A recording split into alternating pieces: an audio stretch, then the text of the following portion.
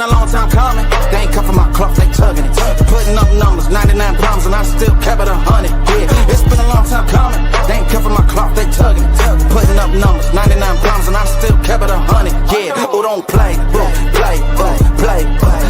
Who don't music licensing reimagined. Play, who don't play, play, play, play. Who don't play, play, play, play. Who don't? Long time coming, black on the bottom of my feet from running. Cataracts under my eyes from hustling. Going from buying to selling to customers. Run up the business, God is my witness. Turn up the sun up from Monday to Sunday. We maxing the limits. My mind running like Tom Cruise on an action movie. Moving the mission, they say that I'm tripping. I've been told I need a vacation. I'm finessing a visit. Oh, what is up, everybody? Welcome to DFS by the Numbers and welcome to Stat Diggers for UFC 330. We have Islam Makhachev going against Ian Machado Gary. We are heading to Philly for a numbered card. I think it's a good card. You know, a lot of people are crapping on it pretty bad, but I think it's a fun card. I think the matchups are fun. I think if you're a fan of fun fights, you're going to be a fan of this card. Not the most name value. You know, they do have Mansul on the main card. He's going to go out there and stink it up for 7.5 minutes until he cashes the over. But I think it's going to be a fun card, Weezy. Looking forward to, and it's free. So I'm not complaining. At least it's free for us. But you looking forward Paramount to it? Plus, stand up. You know, stand up. They're giving us free cards, even though they're numbered events, and it's something that we're getting used to as UFC fans, and I like it, man. I like it. But you know what? They're doing a similar thing with this card, Brady, that they did in Chicago. Is they're making it a pretty good card, but there's no Philly guys on this card. It's like there's Jeremiah Wells. That's it, right? You got Wells in the first fight against Orolbai, and then you give the Philly guy Orolbai. Like, that's how you treat people from Philly in a Philly card? Because Magny's a Chicagoan, Ramiz is a New Yorker, Tobias and Fernando are Brazilian. Gore is from Georgia. Luque, Brazilian. I don't know where Donte Johnson's from. He might be an East Coast guy, but McConico's from Arizona. Fernandes, Jalin Turner's like a West Coast guy, I think.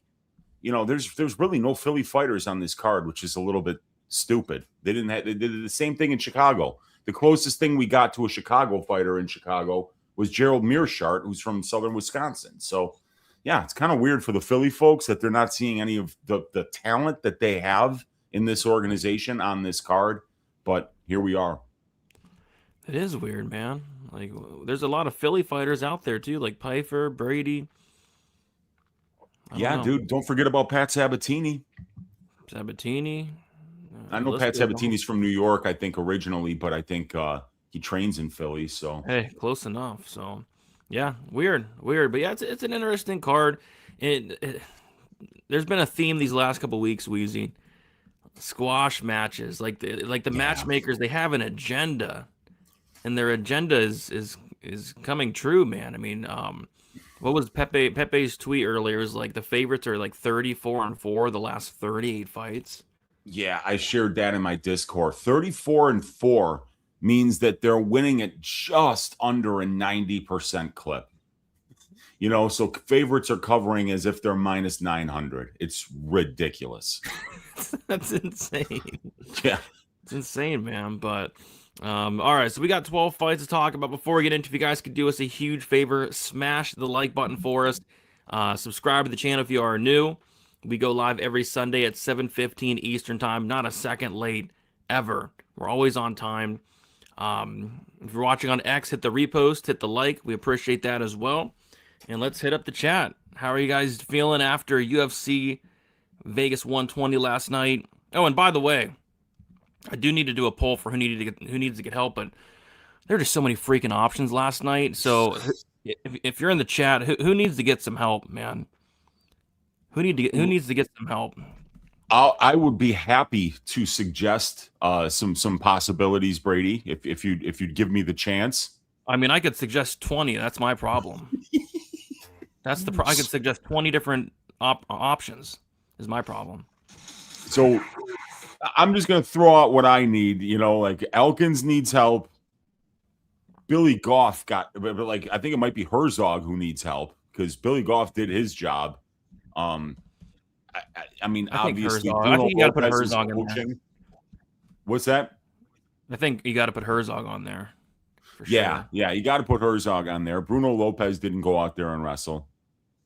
Louis Sutherland went out there and lost to a preacher who hasn't fought in over a year and has never beaten anybody with a pulse. Ravenna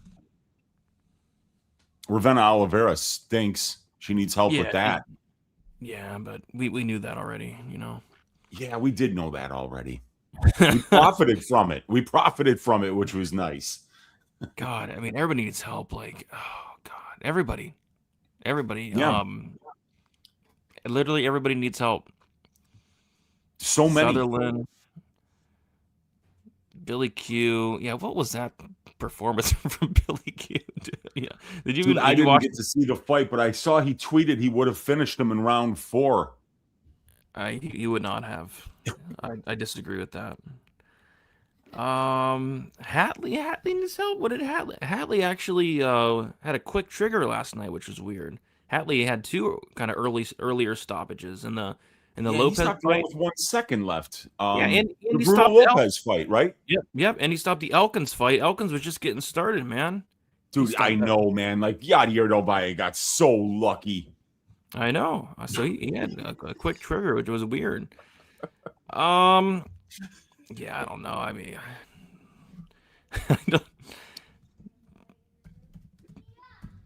Oh God, yeah. I guess there's a few, man. I mean, there's definitely a few. I threw some on there, so you can vote to see who needs to get help. I just threw a couple on, but there's like I could have put 20 different options on there. What's up, Meat Rocket? Good to see you in here. We got Danny in the chat. Who should be arrested first? Billy Goff's corner, Herzog, whoever let Darren Elkins fight. How about all of the above? All of the above. Does Steven Asplin need arrested for screwing over our guy Maddie Betts out of 40K? Oh God, he screwed you too. Not 40K though. No. He didn't get you for that. He didn't get you for that, man. But I lost it, like a unit on it. It was so close in round 1, 2, and 3. In round 1, he had the TKO right there, a couple more elbows. In round 2, he drops him and lets him back up. Okay. And then in round 3, he knocks him out on the feet.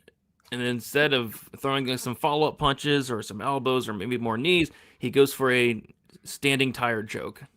Standing guillotine choke, fed him the hips, and got nowhere on it.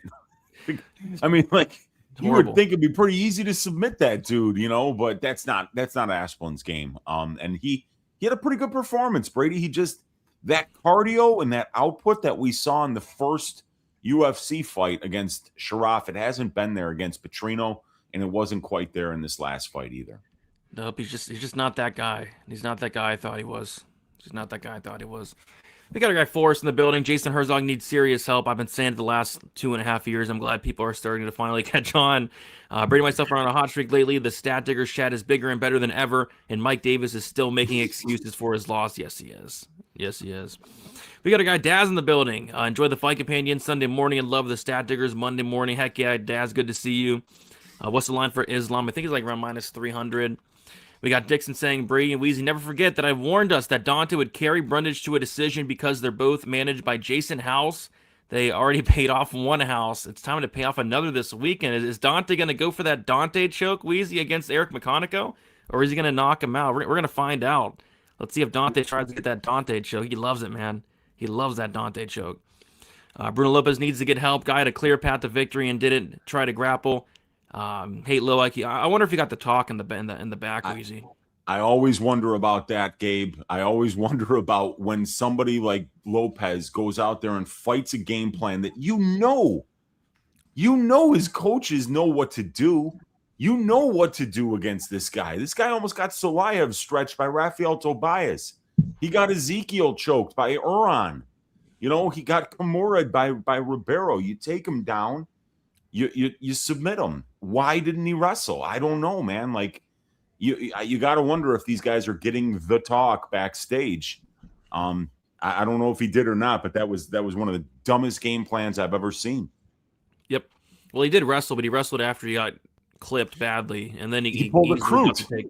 Yeah, he easily got the takedown. It was easily got the takedown after he was badly hurt, So it's like, come on, man. Where was that shit, in the first minute of the round when you needed to get it in his head that this guy was not just going to have to strike, but defend takedowns as well. Yep, and then Kerry Hatley actually stopped a fight for once without somebody dying, like with a second left too. It was just a weird fight.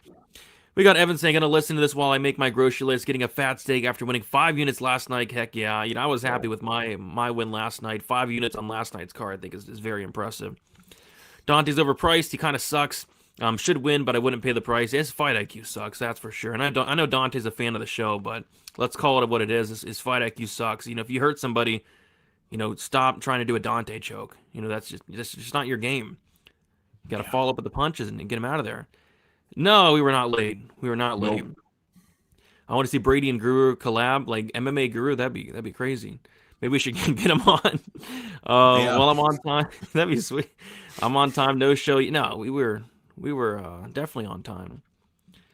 DFS by numbers watch parties are making my night way funner. Heck yeah, man, it's a fun time. There were people a little upset last night, Weezy, though, in the Fight Companion. They said I was being too loud. So I told them that they should go and maybe, watch tennis or golf instead. Yeah, golf especially. The announcers whisper in golf, and you'll really enjoy that pace a little bit more, that volume a little bit more for sure. Yeah. No Grown Man sponsored by PETA is beating Islam Makhachev in a fight. Oh gosh. Stat Dig Sunday, Philly stand up, even though no Philly fighters are on this card. Besides one who's going to get absolutely smoked. Come on. There was a come on moment last night. I forget which fight it was on, but somebody said, come on. We're not late. We're definitely not late. We got the Boogeyman in the building. What is up, Boogeyman? Orolbai sub points, Ramiz sub, Dern money line, main event goes the distance, Alvarez, Donte money lines, Malik TKO. I like a lot of those spots, man, so... we'll see. Hopefully it comes through. Dixon, do you really think Donte goes to decision, not to finish? Yeah, Donte might like steak. Yeah, Weezy got a nice camera. It looks really good. Really good camera. Yeah, definitely an upgrade. And the old one is right here. It's still here just in case, but 5 years of service, Brady. Nexigo cameras, stand up. They did a great job there for me. Great job, man. Weezy, I'll take one for the team at F Dern so you can get Jillian. Hey, man, my man Sam is doing the Lord's work out here. I'm good. Thank you. There we go. What's up? Chad, it's Oral Boy. No, we'll talk about that. Somebody got really mad at me on my prediction video for calling him Myktybek Oral Boy. And I didn't know who it was. But I basically said, I'm sorry for hurting your feelings, just messing around. And then it was actually Orolbai's, one of his past opponents. No way. Yeah, it was not a UFC opponent, but like a regional MMA. Scene guy. Yeah. And he ended up being a cool dude, but he was like, you pissed me off when you say Orolbai, and then he sent me like a whole paragraph. But apparently he fought Orolbai. He got knocked out in the second round. You probably saw the fight before, and this guy's like he has like almost 40 fights on his record. So, and he's a black belt, I think. So I was like, listen. Oh, wow. It's just a joke, man. It's just you don't want to get into a fight with anybody that had a mind strong enough to sign a contract to get into the cage with that dude. Oh gosh. Yeah. So I let him know it was just a joke, man. We're just joking. Tresean Gore fight week, or Tresean Gore fight week. Hopefully nobody gets mad about that. Well, now I'm mad, actually. We got to stop for a second, because I've been calling this guy Tresean Gore for the last 3 fights that he's had in the UFC. And evidently it's Tresean. And you're out here making me look like a prick, not even fucking trying to correct me, Brady. I've been doing it on my show. I've been doing it on this show. I've been doing it on other people's show. I'm calling him Tresean Gore like a dumbass. And he didn't even stand up at any point and be like, Wheezy, it's Tresean. I owe Tresean Gore an apology for calling him Teresian for like the last year and a half. I feel horrible, dude. I feel horrible. And you never helped me out once. You let me do it over and over and over again, Brady. What the hell? Sorry, I'm sorry, man. Oh sorry. God, I feel like a fucking asshole. I'm sorry. It's my bad. My bad. Tresean. It's Tresean, yes. I'm gonna get it right from here on out, you guys. I got to do Tresean. better, and I got to do better. Tresean, yes, Tresean Gore. Tresean. God damn it. Wellesley represent. Oh God, you know that. Oh goodness. It's a tough matchup. Jason House don't Donte to go to decision so they can pay off another house. Louis Sutherland is a bum. Yeah, I mean that was as bad as it gets. Donte Johnson fight week. I hope Donte makes an appearance in the chat. That'd be pretty cool. Yeah, that would be cool. We got Master of the Universe Classic smashing the like. Be like Master of the Universe Classic and smash the like, guys. Maybe if you smash enough likes, we'll take a shot on like Jeremiah Wells or something, or like Charles. No, we're not betting on Charles Johnson, man. No. I think it's for more finishes. Good for folks who bet on finishes, aka me. Yeah, man. I mean, great for you. Yeah, I agree. The matchmakers are looking for violence. Clearly, I mean, they're putting Esteban Robovics versus Edson Barboza this week. Jeez. Yeah. Brady Uncle this past weekend was very profitable. Heck yeah, man. Good to hear it. We will be there at the betting lines, clenching our cheeks for Juliana Miller versus Unesi Duben in a couple months. Oh gosh. Back to the well with Miller maybe against Duben. Oh gosh, I don't know. Man. I don't know. She might get knocked out by Duben. She has some pop in those hands. Sutherland needs major help. Yes. Thayanara needs help. Thayanara won the fight. She did fight pretty dumb, but you know she won the fight nonetheless. The damage is done. Yeah, Herzog and Hadley need help, especially Herzog. At least that deaf guy didn't ref last night. Danny Murd. Yeah, the dude can't hear. Like if you can't hear, you shouldn't be a ref. Yeah. Jesse Rosas needs some help. Apparently, he had herpes on his face or his forehead. I don't know how that happens. I'm not a doctor. I'm not a medical professional. I don't know how you get herpes. I got a message from one, Brady. Okay. Yeah, I got a message from a medical professional. Let me share what he told me about Jesse Rosas having said, huge fan of Stat Diggers. Just heard it about a month ago. You're great. You all were talking about how Rosas got herpes in head, and I'm an optometrist, so I deal with this a bunch. You might be interested. It's called herpes gladiatorum. Basically, someone had cold sore while training, or a cold sore while training, and it makes contact, either a break in skin or the cold sore virus embeds there. Super common in wrestling rooms, he says, which is not surprising. Wrestling rooms are disgusting. Mm-hmm. They stink. The mats are full of sweat. You know, people get staph in there a lot, you know, so it's just something you wind up with your forehead on the mat in the wrong spot on the mat, and it could get in between the skin there and cause herpes. So that's what happened to Jesse.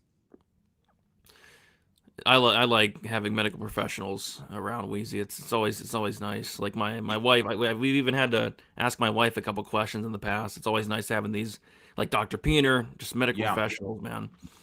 Because we're not doctors, you know. We don't know. Yeah. So heck yeah. Like I didn't know that if your brain started bleeding that was bad. But your wife actually was like, no, that's actually really bad. So you don't want that. That was what we were talking about with Luque when he came back after the Jeff Neal fight. So yeah, that was like a couple of years ago at this point. Yeah, Billy Goff's corner doesn't. So apparently, well, we were doing the fight committee. We don't have the sound on, but apparently Billy Goff's corner at the end of round 2 told Billy Goff to basically, you know, pull a Treston Vines and circle the cage and move instead of just stopping the freaking fight. I mean, that's sickening. And we were, if you want to listen to something really funny, check out round 2 of the Miller Goff fight on our watch along. Brady was like screaming, like, "What are you doing, Jason Herzog? What are you yelled move fighter like 30 times, man?"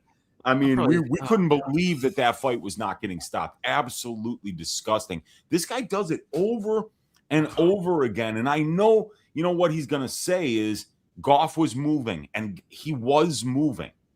So he gave him a chance, but at some point, moving is not enough. You're not fighting back. You're taking crazy amounts of damage. I mean, like, how many significant strikes did they credit Ty Miller with just in round 2?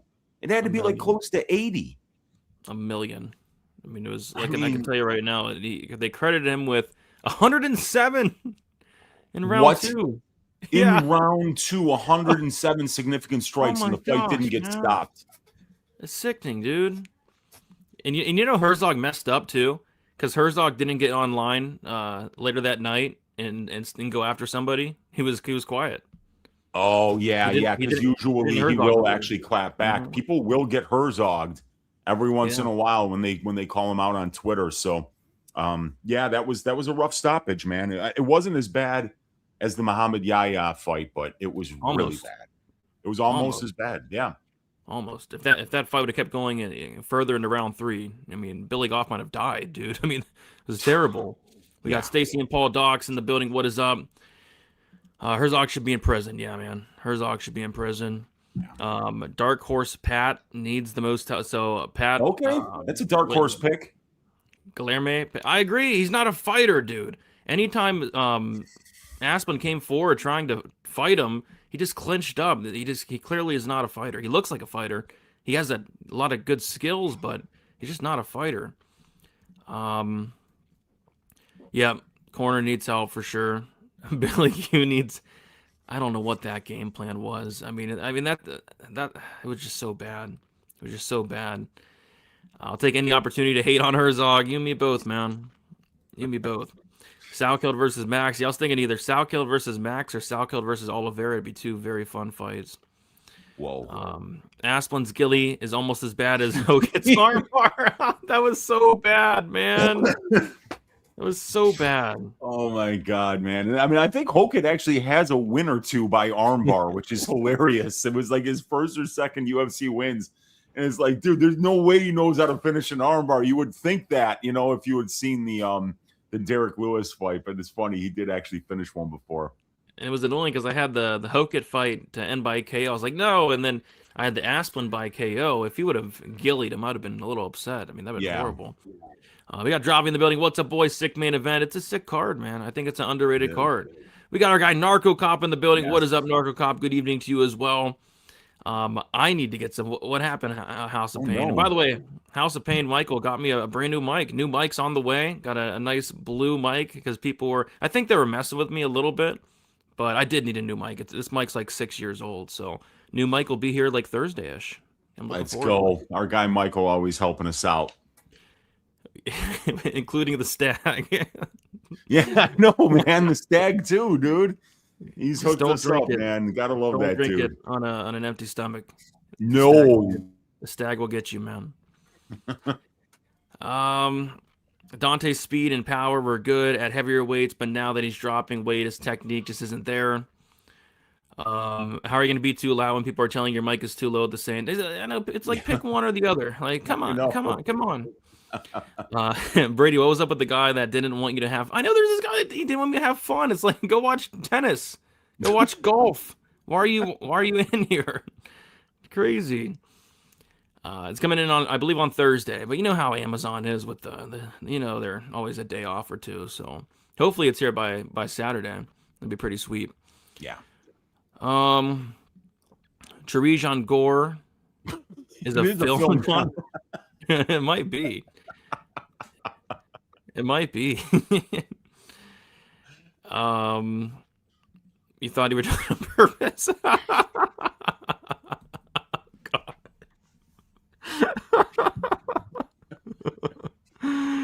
Oh, it's my titty back. Get it right. A couple people are getting mad about it. And what I noticed is the MMA fan bases. You wouldn't think it would be, but it's probably one of the most sensitive fan bases out there.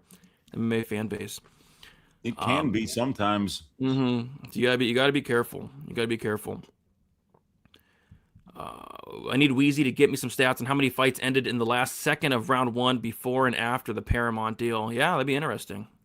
Yeah, I could actually do that. With the Paramount deal starts. Yeah, I could do that. I could sort my sheets and find that out. Gamer had staph on his nose. Oh gosh. Oh, Did he? my goodness. I don't know. Move fighter. Move fighter. Move fighter. Move. I got to go back and watch. I got to count the move fighters. It had to have been like a dozen move fighters or more. Yeah, there were a lot. That's for sure, man. All right, guys. Appreciate you. All right, let's see who needs to get some help, guys. Yeah. Wow. Okay. So let's see who needs to get some help. All right.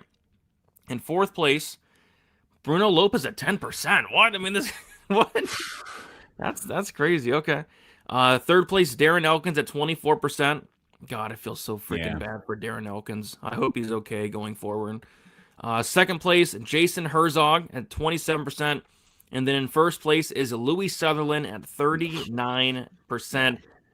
God, I knew the fight was 100 gambler and sketchy and all this and that. I didn't know that it was that bad, dude. It was just such a bad fight. But props to anybody that was on. What's his face? I don't know. He has like 50 names. Just pick one. Pick a name and stick with it, Jose. So yeah, Sutherland needs to get some help. Last night, you guys crushed it, man. The milking of the week at Juliana Killer Miller to milk Ravenna Oliveira on site. Beautiful. Perfect. Textbook. She got her down in round 1, almost TKO'd her. Yeah. I know a couple people on that TKO prop at like plus 800. It was close, man. And then in round 2, she takes her down and she subs her. Probably the only fighter last night, Weezy, to show good fight IQ. Yeah. Good for Juliana. Nice. Yeah. She was great. I mean, great performance by Juliana. It was a smash matchup for her, and she fought like she was supposed to fight. She struck for a little while, set up the takedown attempts, got them, got to top position, looked to finish the fight once she got there. So really one of the better bets that we've made recently, Brady. It went really well, really easily, and Juliana got the job done, got her record to 5-4 now, I think. The UFC lists are at 6-4. I think it's 5-4 though. But yeah, great performance, man. That's what she's supposed to do. That's her skill set. She showed she went to what she does well, and she went to what her opponent does poorly. Something that Bruno Lopez did not do. Yep, and believe it or not, Juliana Miller outstruck Oliveira at distance. That's how bad Ravenna Oliveira is. Yeah. Ravenna Oliveira couldn't hit water if she fell out of a boat, but neither one of them could really. But no, she had to worry about the takedowns. Miller landed one really nice shot, and we were like, "What?" They were like, Yep. And we got Long Schlong 33 with the $2 dono saying, "Who is your lock of the week for UFC 330?" You know, typically I would never call anything a lock, but since you donated those, was that New Zealand $2 NZ? NZ, yeah, New Zealand, got to be New Zealand, yeah. Okay, since you did donate, we're gonna hook you up with a lock of the week. We'll each give one. I'm going probably Robovics against Barboza. Yeah, I mean, I was gonna say Orolbai because he's just so good, but he's minus 800. My That's fine, God, man. You can go Orolbai. Oh boy. If you want something a little bit cheekier, maybe go with an under in the Brahimaj versus Magny fight. No, don't do that. Don't move the line. Stop it. Yeah, maybe we shouldn't move the line there. Take the over. I'm just kidding. That's not a lock. Don't listen to Wheezy. And then you know what I will say? I'll just say Islam Makhachev. He's the best fighter on the planet right now. And I think Ian Gary is really, really, really good. But after watching that Shavkat fight, I do think that Makhachev is going to be okay in the striking, and he's going to find enough success in the grappling in order to win the minutes, bank the rounds.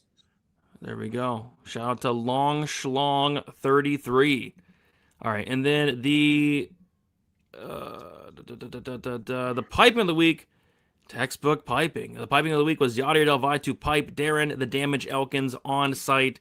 Came through with flying colors, a 30-second KO. Did get pretty lucky, but sometimes, that's just the way it goes. We got Icky with the 199. Appreciate Icky saying Jose Ochoa, Dern, Myktybek, and Robovics money line. Yeah, I guess so, man. I mean, Yeah. it's been a parlay type of last couple cards, So ride the wave, These dogs aren't coming through. Yeah. These dogs are not coming through. But I don't know. I just don't like doing that. I just don't like. I tried to cook up a parlay, Wheezy. Came out to four legs. Okay. 4 legs plus 101. Oh my God, plus 101. Jeez. It's that kind of a week, dude. There's a lot of smash matchups out there. And it's try to find a dog that's going to cover their line this week. It's going to be rough, man. Yeah, but I do like all four of those fighters. Yeah, I do like all four of those fighters quite a bit. All right, so let's do a quick recap of last night. And I was very happy with how last night played out. Ended up finishing up 2.04 units, which I'm very happy about because I don't know. Last week just gave me AIDS because all week I was sitting there with 3 units on the Juliana Miller Ravenna Oliveira fight, and I just had to sit through that for all week, just with 3 units on Juliana Miller versus Ravenna Oliveira. But it ended up being my biggest win since Patty Pimblett sub BSD in round 1. So had 2 units on the under, had Juliana inside the distance, and yeah, played out how I thought. Almost. I thought it'd be in round 1. I thought it'd be a round 1 finish, but came early round 2. We'll take it. Massive hit there to kick off the card. The other win was Yadier Dalvai to win and under 1.5 rounds at plus 100 for 1.25 units. That came through. I got lucky. Yeah. I got lucky. They stopped the fight, too early. Dern was just getting started, and Dern was going to get back up and probably kick his ass. But I took the shot. I thought Dalvai might have a chance to get him out of there early, and he did. So that was a good hit. Probably should have been like a generational wealth type spot, but Yadier, just some of his performances and fights have been like weird. So I was happy not going too crazy. The losses were like extreme bad beats. Like I had the under 2.5 in the Ferreira Quarantillo fight. Like I don't know how that fight did not finish. Billy literally ate 94 head strikes, and he ate like 50 knockout blows, and just wouldn't go down at all. It was so weird. And I should have known when he showed up to the weigh-ins, looking like he was in that Florida sun the last 2 years. So Billy he's very durable. His durability's back. And I couldn't believe that fight didn't get finished. And then the other bad beat was Steven Asplin to win by knockout. He officially got 2 knockdowns, one in the first, one in the second. I believe they gave him a knockdown in the second. Let's see. Yeah, knockdown in the first and the second. So in the first round, he drops Pat badly, gets on top, almost TKOs him with the elbows. In the second round, he drops Pat and lets him back up, which is disgusting. And in the third round, he hurts Pat very badly. He kicks him in the head. He lands a flush knee, and then he goes for a standing tired choke and couldn't finish it. So, he had 3 really good opportunities to finish Pat, and he did not do it, which is a shame because that's probably the last time we're going to get a chance to fade Guilherme Pat. I can't imagine they're going to let him stay on the roster. I mean, these performances have sucked from Guilherme Pat. So those are the 2 bad beats. And then the worst bet of the night was a half-unit shot on Bruno Lopez by sub. He just didn't grapple. He got the talk in the back. They said, don't grapple, Bruno. And he didn't. He listened, and he got knocked out. So ended up plus 2.04 units. But if Asplin gets the knockout, it's a 5-unit night. If Diego gets the knockout, it's a 5-unit night. So could have been a bigger night, but I was happy with a small win on last night's card. A couple really weird results, and I avoided a bunch of traps, Wheezy. Like, typically I would be betting Manuel Souza KO, Souza KO 2-3, and if I did that, I'd smash my TV because Manuel Souza, showed horrible fight IQ. Miranda was getting hurt to the body every time he threw a body shot, and he just didn't go to it. And then I also stayed away from another, I don't know, but either way, I stayed away from the Foro Canuto fight, right? I really like the violence there. Yeah. But they completely priced me out of it, so I just stayed away, and that went to decision, which was crazy. So avoided a couple traps, up 2 units. I was very happy with how last night played out. And in the last 13 weeks, I'm 11-2 for almost up plus 50 units, close, I think like 47, 48 units the last 13 weeks. And the 2 losses were like half unit losses, including the Topuria fight. And that night, that if Topuria would have finished Gaethje, it would have been like a 7.5 unit night. So it's been a great last 13 weeks. And somebody commented on my video, they're like, the wagons are circled, now what? And I was like, that's a great question. Now what? Now what? What do we do now? Keep them circled. Okay, so it's simple. Just got to keep them circled. Got to maintain. You're doing everything right, man. You know, favorites are covering. You're playing some obvious plays. Some people might say that it's kind of square to play, you know, Del Valle KO, Miller sub. But yeah, when you get these smash spots, you got to, you know, let the fighters do their job. And if the fighters do their job, they're going to make you money. And you're nailing everything, dude. So congratulations, dude. That kind of a run, you know, 13 weeks is only a quarter of a year. Great run. That's a quarter of a year, dude. And you're up almost 50 units over that stretch. That's phenomenal. Yeah, I needed it because the year started out horrible. But how was last night for you, Weezy? You had a winning night as well. Congrats. Yeah, small winning night. Not, you know, I don't know if they were really the Darren Elkins half unit bet it turned out bad, but I didn't get to see the fight. You know, I heard that there was an early stoppage and that he was looking pretty smooth in there up until whatever it was that, you know, like I don't know if he got dropped by a feint or what, but that I lost a half unit on Dern. I still don't think Yadier Del Valle is any good, but you know, I mean, I think a lot of people were right when they were saying this dude should not be in the cage, and he showed it. The other money line bet that lost was Amanda Lemos plus 215. Didn't get to see that fight either, but I heard that she had Alexia hurt in round 2, but was unable to find the finish, and then kind of got messed up a little bit in the clinch, maybe. But not a bad bet. She was close to winning it in round 2. It was a 29-28 at a plus 215. Probably not a bad bet. And then the ass shaving of the week was Diego Ferreira 2-unit bet at minus 163. That cashed. We cashed on Miller inside the distance, a 1.5 unit bet at plus 140. Cashed for a little more than 2 units. My fading frauds parlay went up in smoke. We faded Ravenna Oliveira with an under 2.5 rounds there. That cashed. But then I had Louis Sutherland to beat the dude with 14 fake names. Yeah. And that dude, did he look a lot bigger than what he was in his last fight to you? He looked huge when he got in there. And it was hilarious because we were talking about how Sutherland was minus 210, right? And they're just about to, like, the fight is on for like 3 seconds, and Polymarket has it at 50-50. You remember that? Yeah. Yeah. That was crazy. And we were like, well, wait, what? Why is it 50-50? He was just minus 210 on the money line. Nobody had landed a strike yet. The fight started and it was 50-50. So I don't know if somebody knew something there, but that's an 18% shift in implied probability going from the open or the closing betting line to where the live odds went right when the fight started. So maybe people saw that giant size difference and was like, oh, maybe if this guy does get a takedown, they'll finish it. But yeah, I shouldn't have been betting on that fight anyway. That's a bad bet by me, parlaying Sutherland. He's not very good. But somebody asked me, hey, are you going to apologize to Jose Montana for calling him a fucking fraud? I'm like, no. It's still a fraudulent resume. It's still a dog shit resume. The guy's fought 3 times over the last 4 years. He's never beaten anybody with a pulse. You know, I'm not fucking apologizing. He should apologize for trying to backdoor his way into the UFC with shit wins.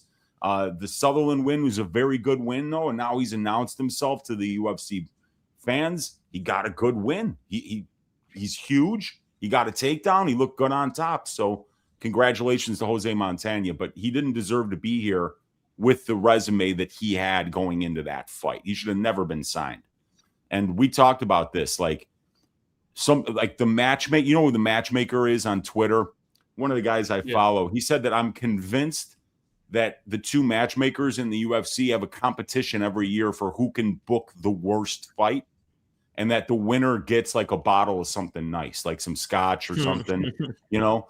And I said, you know what? That makes a lot of sense because they signed this Jose Montana to fight Merrick Bulow, Brady, That was the fight that they made, and it reeks of like these guys like trying to actually make the worst possible fucking fight that they could make. Yeah, that's Bujlo's the worst, dude. Yeah, Bujlo's the worst. But real quick, Brady, I lost a half unit on Lopez by submission, finished up 0.33 units. The Ferreira bet was great. The Miller inside the distance bet was great. The Lopez sub bet was a solid bet. He just didn't fight to his win condition there. Shouldn't have played Elkins. Don't mind the Lemos bet. Should not have parlayed Louis Sutherland. So I'm making some good bets that are cashing. I've got to avoid making the really bad ones, obviously. I disagreed with one thing. You said Miller ITD was a good bet. I disagree. It wasn't enough. It wasn't enough on it. I mean and I'm mad at myself too. 3 units on that fight. It wasn't enough. It wasn't enough.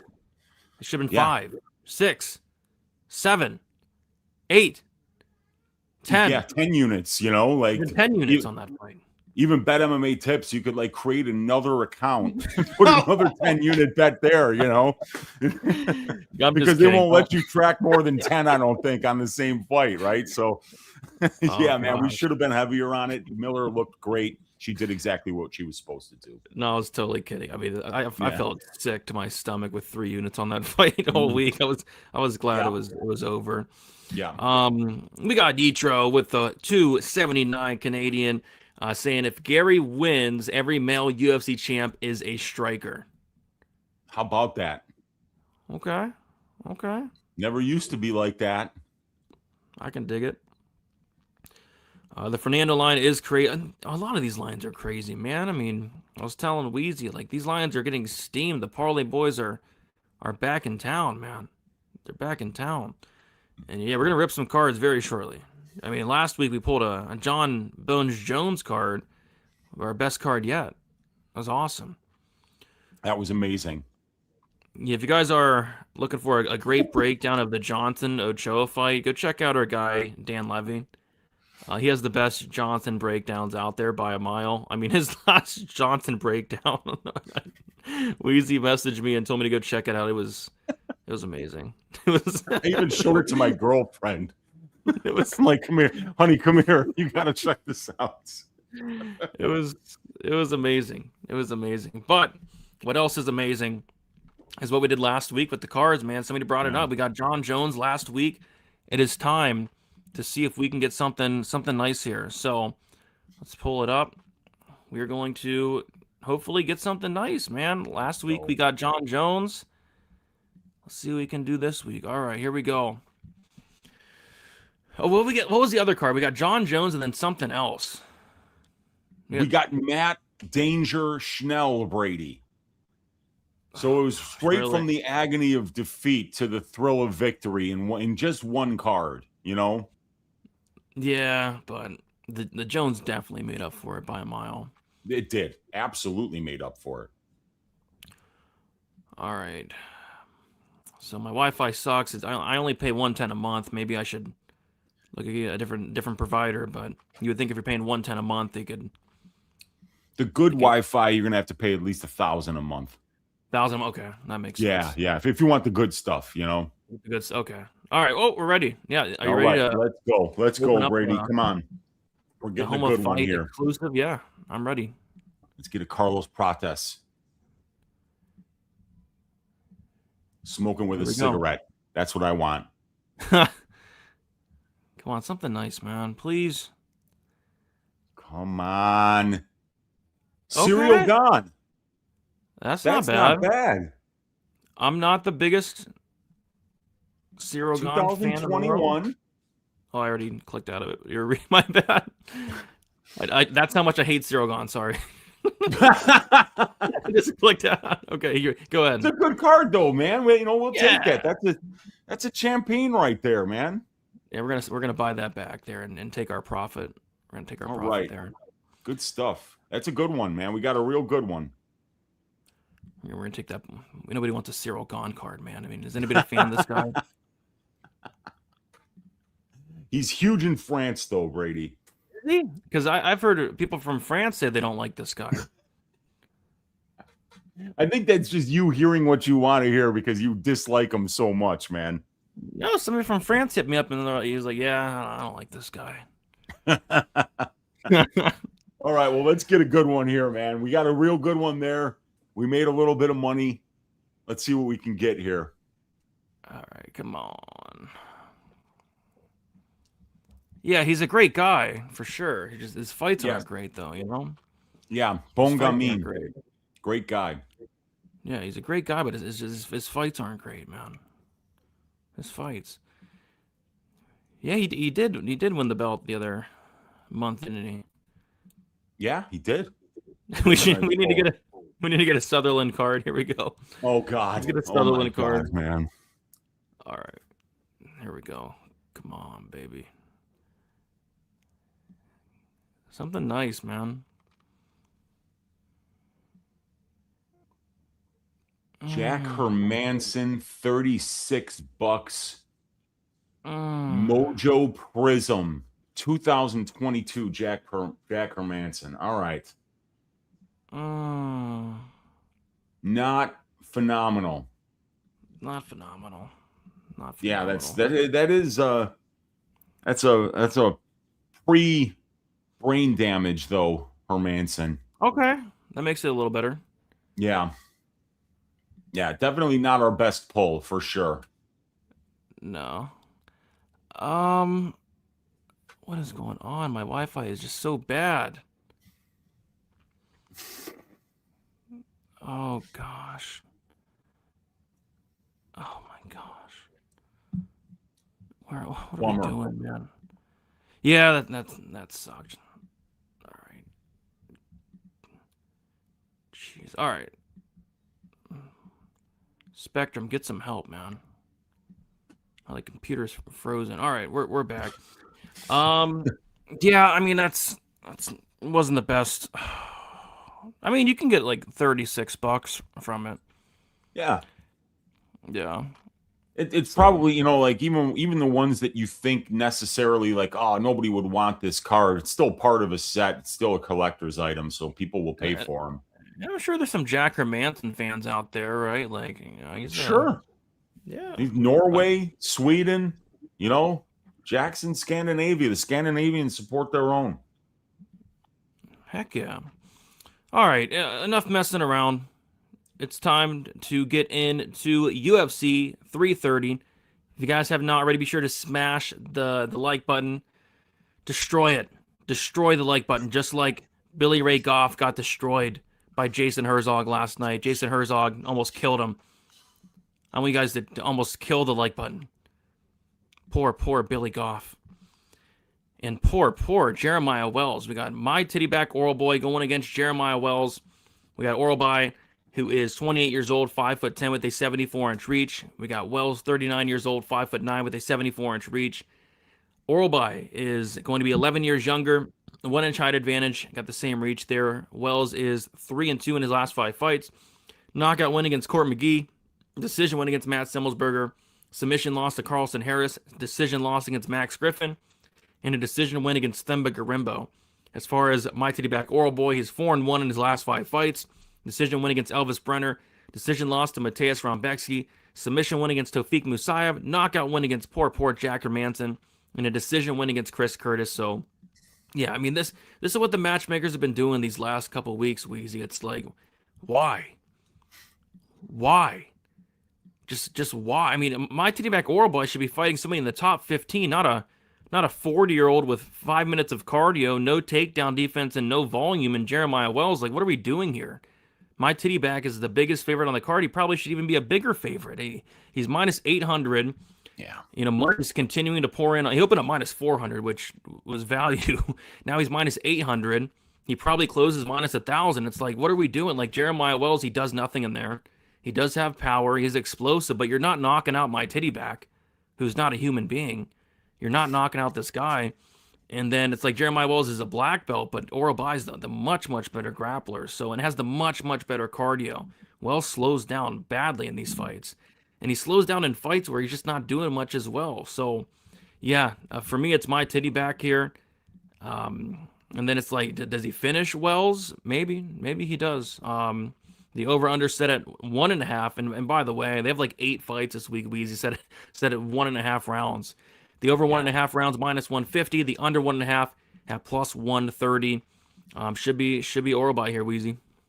It certainly should be, man. I mean, he's looked absolutely phenomenal. You know, the Rombeski fight was the one hiccup for him at this level. He's still only 28 years old, Brady. So the grappling is phenomenal.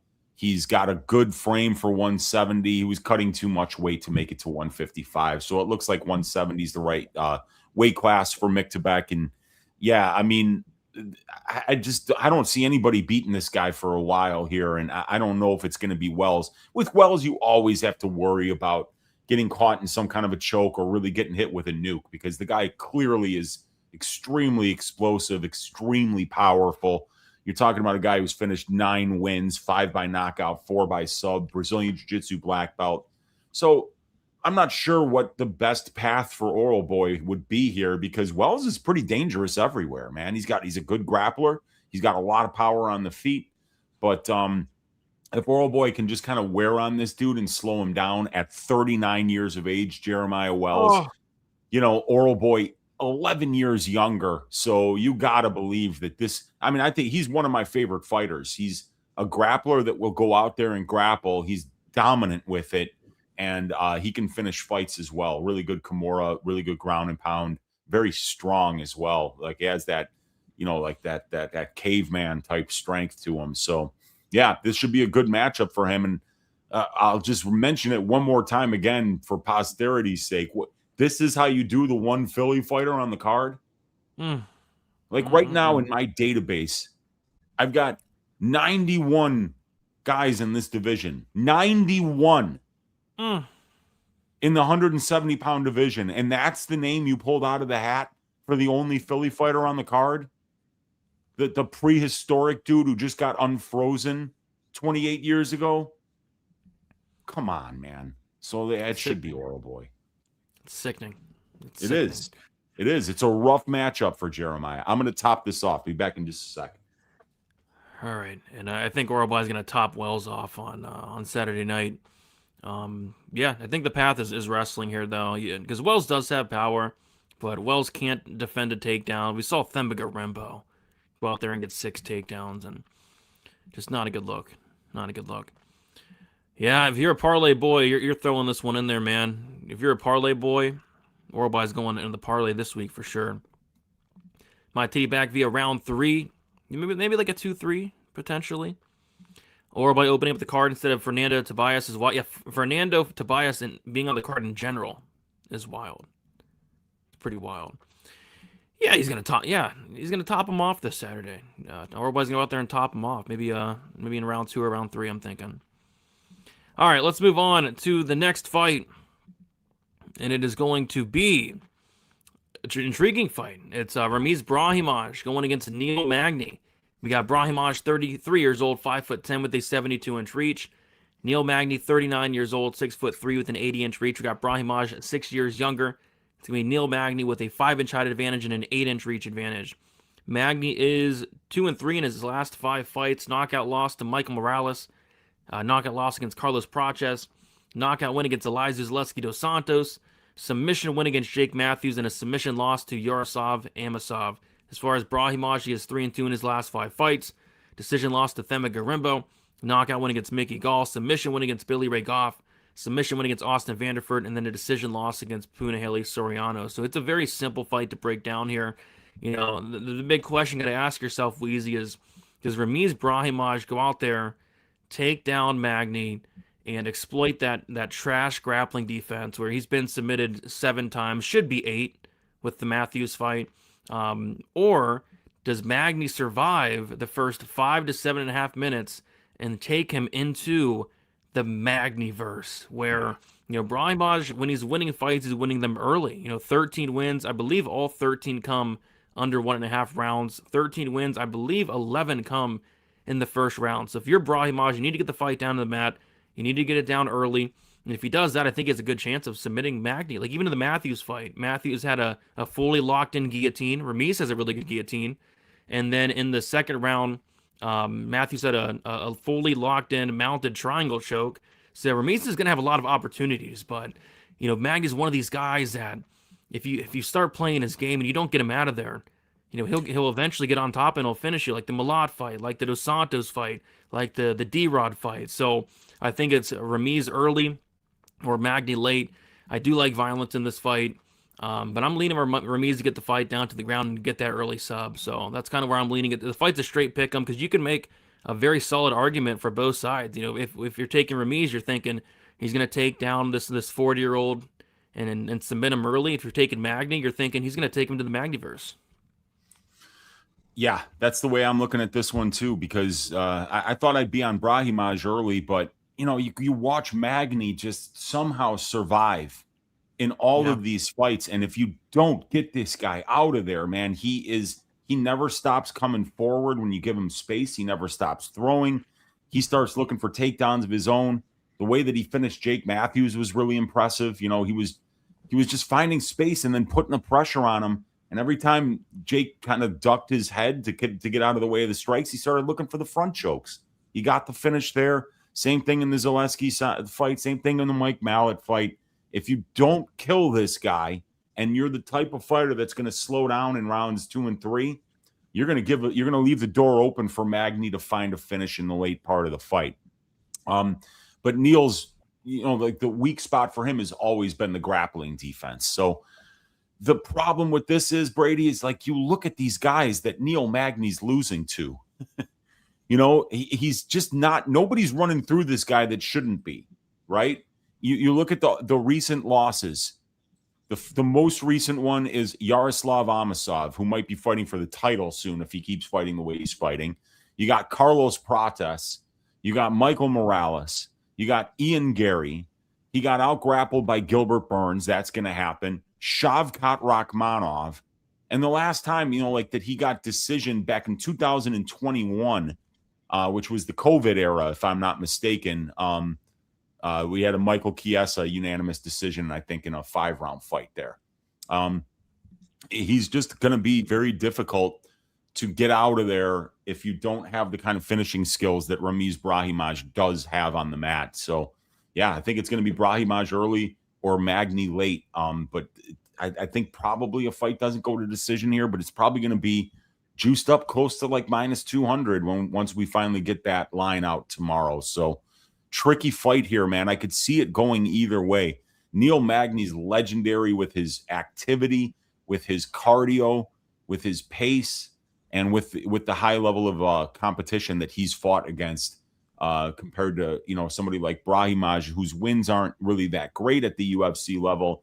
But when he does get wins, he wins in a way that we've seen Neil Magny lose in a number of different situations. So, yeah, this is going to be a really fun fight. And I think the market's got it right, lining it close, because you could see paths to victory for both fighters. Yeah, and I fade Magny all the freaking time, and I've made a lot of money fading this guy. But he makes no sense. Like, he looks so washed and all these. I thought he's washed back all the way in the, since like the Gary fight, and that was 3 years ago. But yeah, and he's looking awful. I mean, he was looking terrible against Jake Matthews, almost subbed twice, and then he pulls a rabbit out of his hat. He was looking awful against Zaleski Dos Santos. And then Dos Santos gasses and he pulls another rabbit out of his hat. Mm-hmm. I mean, the D-Rod fight was an awful fight. Another rabbit and the Mike Malott fight, he was down 2 rounds on his way to losing a decision. And pulls a rabbit out. He keeps pulling a rabbit out of his hat, Weezy. It makes no sense. He looks awful in there. But his opponents are falling to the Magnyverse and gas out and give him the win. It's so weird. It makes no sense. Magny fights make no sense. So we'll see. Very interesting fight. Parlay boys, stand up. Parlay boys, you are crushing it. You are crushing it. Absolutely crushing it. Magny decision, probably. That wouldn't be good for me.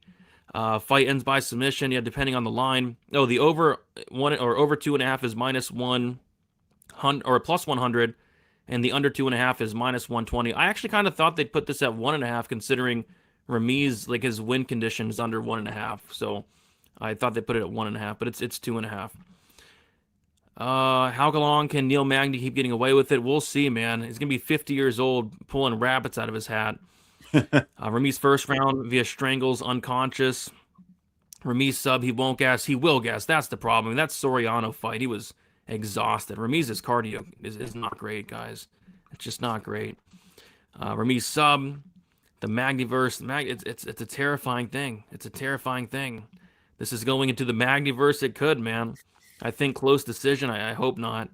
Magny is very live, boys. He's only losing to killers. Prochus, Morales, Gary. Yeah, that's true. Brahimaj sub or Magny decision. Great call yesterday on Miller ITD. Best bet for plus money. Brady, you've been on fire lately. Appreciate you and Uncle Weezy. Appreciate that. Yeah, I don't know if there's going to be a spot like that this week, but we'll see. Yeah. I'm just going to play the over here, too. Too dangerous to pick. You guys like the over? I don't know. I mean, Magny's fights have been finishing a crap ton. His last 6 fights have finished inside the distance. His last, what is that? 1, 2, 3, 4, 5, 6, 7, 8, 9. His last 9 out of 11 fights have finished inside the distance. I don't know why people like overs in the Magny fight, because he can finish too. Magny's not a decisionator, guys. Every Magny fight is tricky, but yeah, Brahimaj is tough though. Yo, God, Magny, yeah. So I think Magny might be able to sub him late, maybe if Brahimaj is gas. Magny money line with Islam or Robovics money line is at what? Why would you parlay Neil Magny? Don't do that. Just play him don't straight. parlay Magny. He's gonna be very vulnerable to being submitted early in this fight. Ramiz Brahimaj, when he gets you down, man, he's so aggressive. He really does look for the finish and sell out for it. So yeah, I mean, but I get it though. You don't really see Magny at these prices against guys that are on Brahimaj's level all that often because he's fighting such a high level of competition. I think Magny's a horseshit bet. You want to know why? Just bet him live. He's gonna be like plus. He's gonna be like plus 800 after he gets destroyed in round 1. Yeah. When was the last time he won a round 1? Can you remember? Never. I don't remember him winning. I mean, it's been a long time, dude, since he's won a round 1. I don't think he's ever won a round 1 in his life. I mean, so yeah. I mean, probably back in the when's the last time he won a round 1? Against Craig White back in 2018, he knocked him out. Craig White, a tough out. Yeah, Craig White, he's tough. He's tough, dude. Yeah. Jake was robbed. Magny ain't dragging Brahimaj anywhere. Yeah, that was like a 5 or 6 unit swing for me. Does anyone else think Brahimaj is overrated? I thought the loss to Themba was a horrible look, but he was coming off of like a serious back injury. Brahimaj is so overrated.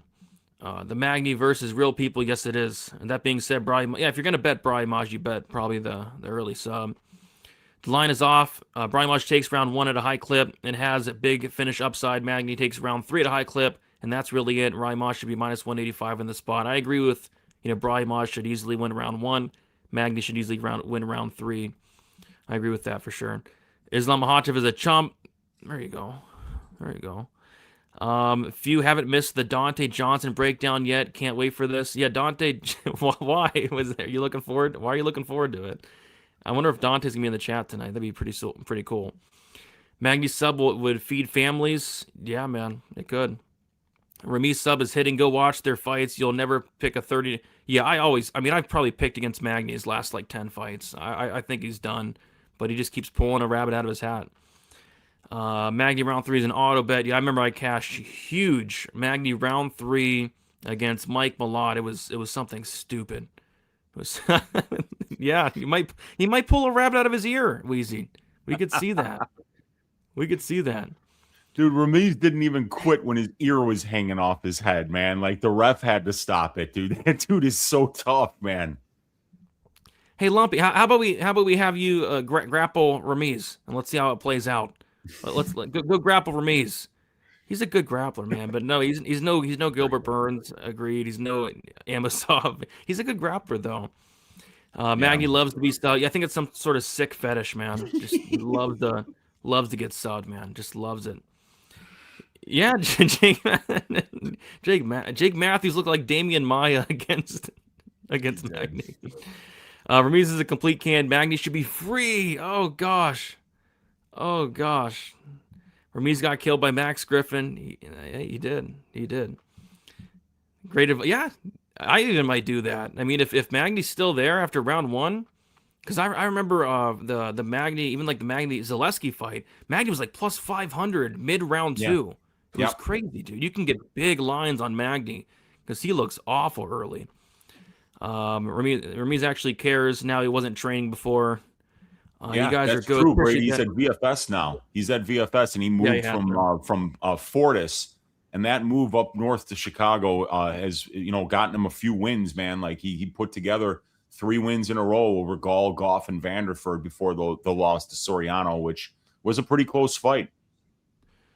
Yeah. Donte Johnson. Yeah, I can't wait for Donte to hurt McConico and then try to go for a Donte choke. That's going to be fun on the Fight Companion. How is this guy overrated? He's even money with a 50-year-old Neil Magny. Where's Dr. Peener? I don't know, man. I don't know. Always funny recalling Johnson versus Brundage in the Fight Companion. You probably saw me freaking out whenever, because I think I probably like a Donte KO against Brundage, and he kept going to the Donte choke, man. All right, let's move on to the next fight. It is going to be. Can we just skip this one? I mean, this is horrible, dude. This is the Louis Sutherland Jose Montana fight of the week. We got Rafael Tobias going against Lucas Fernando. We got Tobias, 23 years old, 6'2" with a 74-inch reach. Fernando, 29 years old, 6'3" with a 80-inch reach. We got Tobias 6 years younger. Fernando 1-inch height advantage and a 6-inch reach advantage. Tobias 4-1 in his last 5 fights. He lost in his debut against Dr. Nurgaze by decision. And then he did get a first-round submission on the Contender Series against Yair de Oliveira. As far as Lucas Fernando, he is 4-1 in his last 5 fights. He had a decision loss against Cesar Almeida on the Contender Series a few years ago. And he's making his debut here. So, yeah, I mean, it's one of those fights where it's like, yeah, I mean, I think Tobias probably shouldn't be in the UFC, but I don't want to lay minus 310 on Lucas Fernando. He's just nothing special. He's going to have a big reach advantage here. I do like that. And he's a guy that is going to use that length, that reach. He does go to the body. He's going to have more volume here. He's well-rounded. Tobias just kind of looks like he's a fraud and stinks. So, yeah, I'm not touching this fight. I like Fernando, but I was kind of surprised he's this big of a favorite. But the Parlay boys are in town, Wheezy. They're in our pools, and they're swimming in it here. Yeah, they are, man. It's a good point to mention that, once before football starts and after the NBA and hockey ends, we get this period where, the casual bettors bet MMA that they normally wouldn't when there's other sports that they could bet on. So you do see a lot of these favorites getting juiced. And this is one of those spots, man. I mean, like Rafael Tobias was minus 160 against Dr. Nurgaze in his last fight. Now he's plus 200 against Lucas Fernando, and Fernando's got a really good resume, so like I think that's going to be why he's considered a pretty big favorite here. He's a 2-time LFA champion. He's the current champion. He also won it and then lost it and then got it back after a Contender Series performance. He lost to Cesar Almeida on the Contender Series, and then he lost to Azamat Bukoyev in LFA when he became the champion after beating Janzi Silva. So Fernando's mostly winning by finish, 9 finish wins. He's never been finished, but he's only 4-3 to the decision. So he hasn't been the most reliable minute winner. And he is somebody that's going to rely a little bit more on his striking. So I think it's a good buy low spot on Tobias, who's got crazy power for the division and actually showed some nice grappling when he went to it against Nurgaze. I almost found the damn finish at the end of round 3 there. So I feel like, the 23-year-old Tobias, who might be making, improvements between fights, who is listed as a favorite in his first UFC fight, and had a good performance on Dana White's Contender Series as well. So bipolar seems like the value side, but I got to watch more tape on Fernando. I know I've seen his fights, but I've only seen the losses against Almeida and against Bukoyev. So I want to see when this guy's winning fights, how is he winning them? What's he looking really good at? And that's something that I don't have great information on right now. Yeah, I'm not laying minus 300 on a guy that got out-grappled by Cesar Almeida. This guy got out-grappled that's about as brutal as it gets. I mean, I don't get the line, but at the same time, I'm not betting on Rafael Tobias, who just looks like he stinks. So yeah, I hope this fight gets canceled. Quite frankly, this is the Sutherland Montana fight of the week for me. And I'm going to use that going forward. Each time there's a fight I don't like, I'm going to say it's the Sutherland Montana fight of the week. I'm not going to put any money on it. Just going to sit back and laugh. And laugh at how bad fighters it is. were one's minus 200. We'll just call it that. Yeah.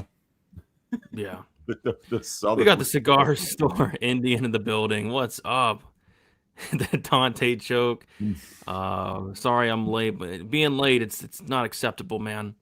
You gotta be on time, man. You gotta be on time. We're always on time. Always.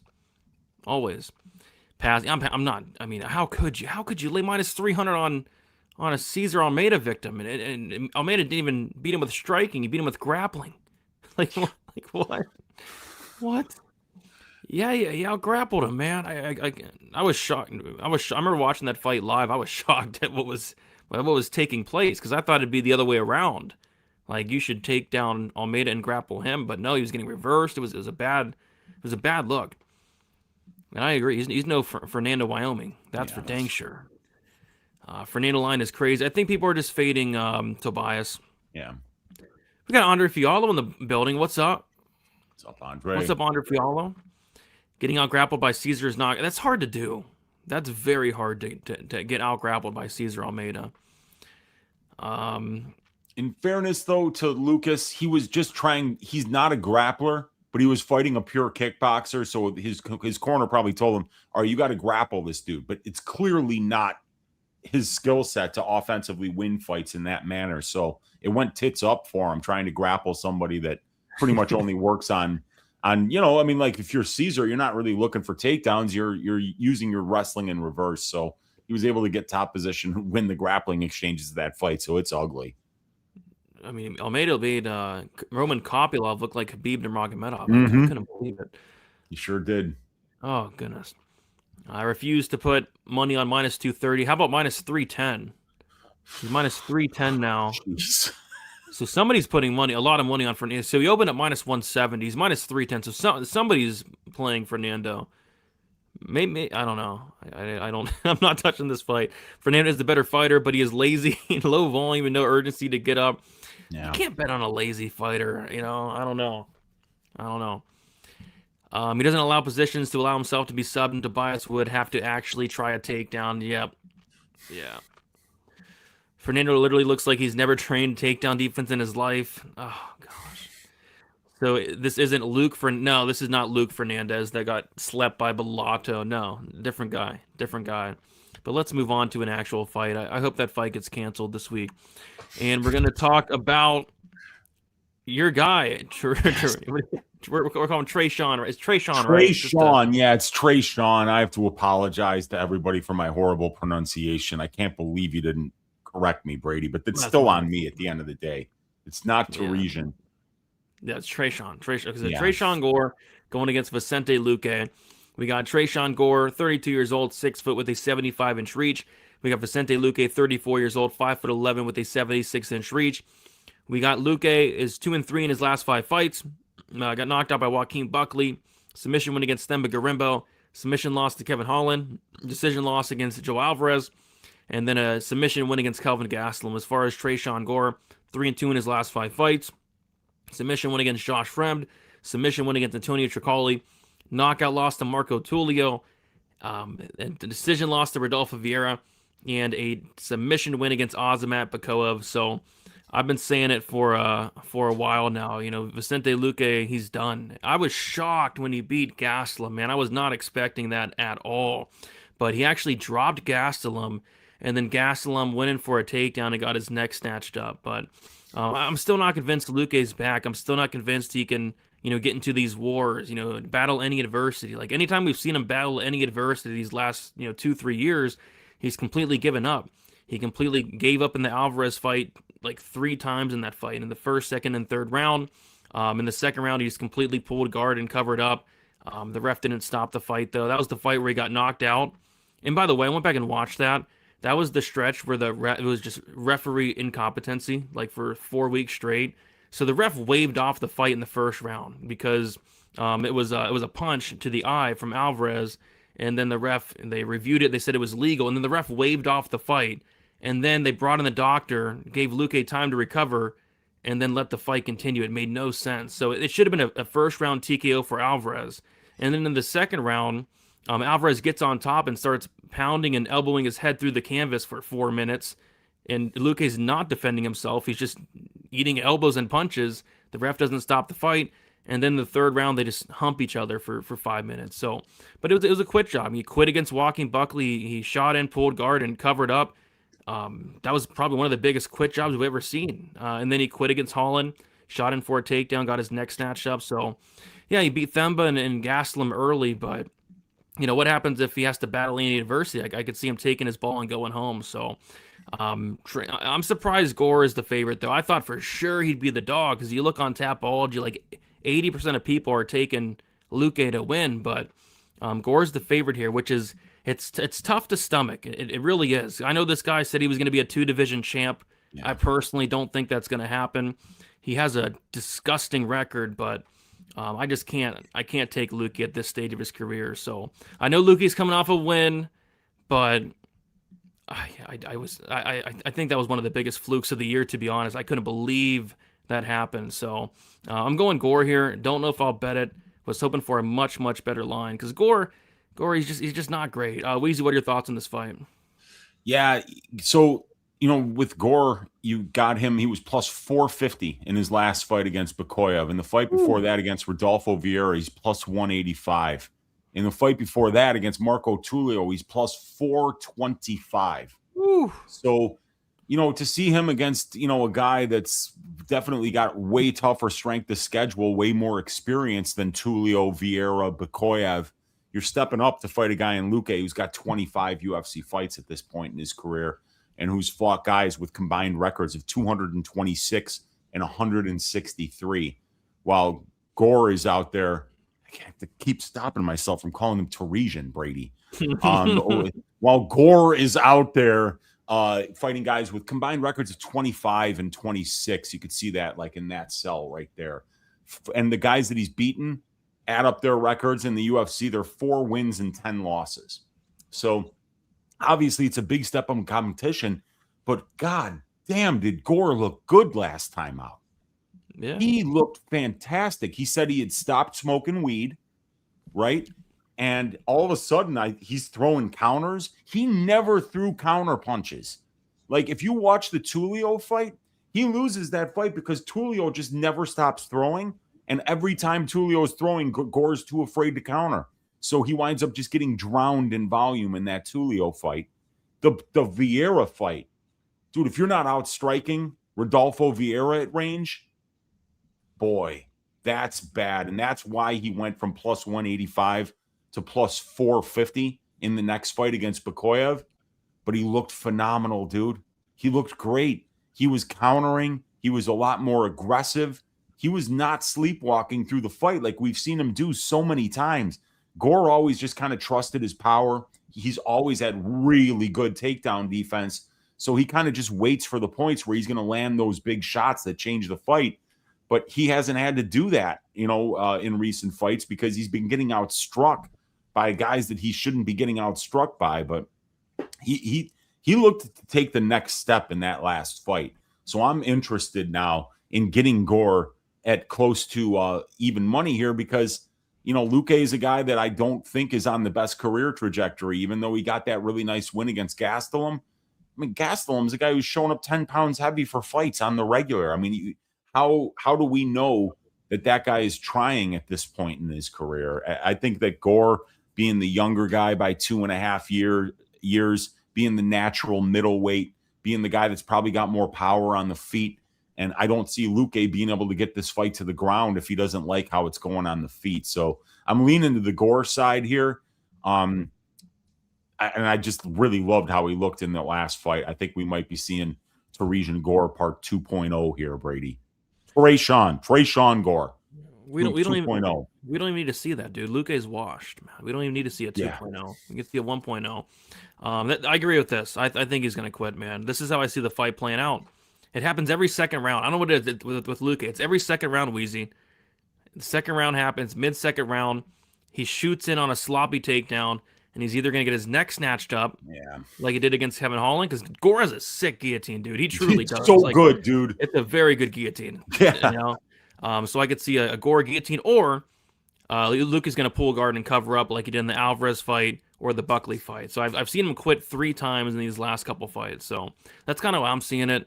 I just think Luque's done. I think he's been done since the Neal fight. And that was a long... I mean, that Neal fight, how long ago was that Neal fight at this point? Had to have been like 3 or 4 years ago, right? 3 years ago? I mean, like, he's fought 5 times since the beginning of 2024, so... I don't know if the Buckley fight was the first fight after it, but yeah, Luque, it's been at least 3 years, I think. August 2022, so it's been 4 years. 4 years, yeah, 4 years. Tresean Fight Week, stand up. Stand up, unpopular opinion. Luque is very live. I mean, I'm looking at Tapology. 72% of people are taking the wash to Luque.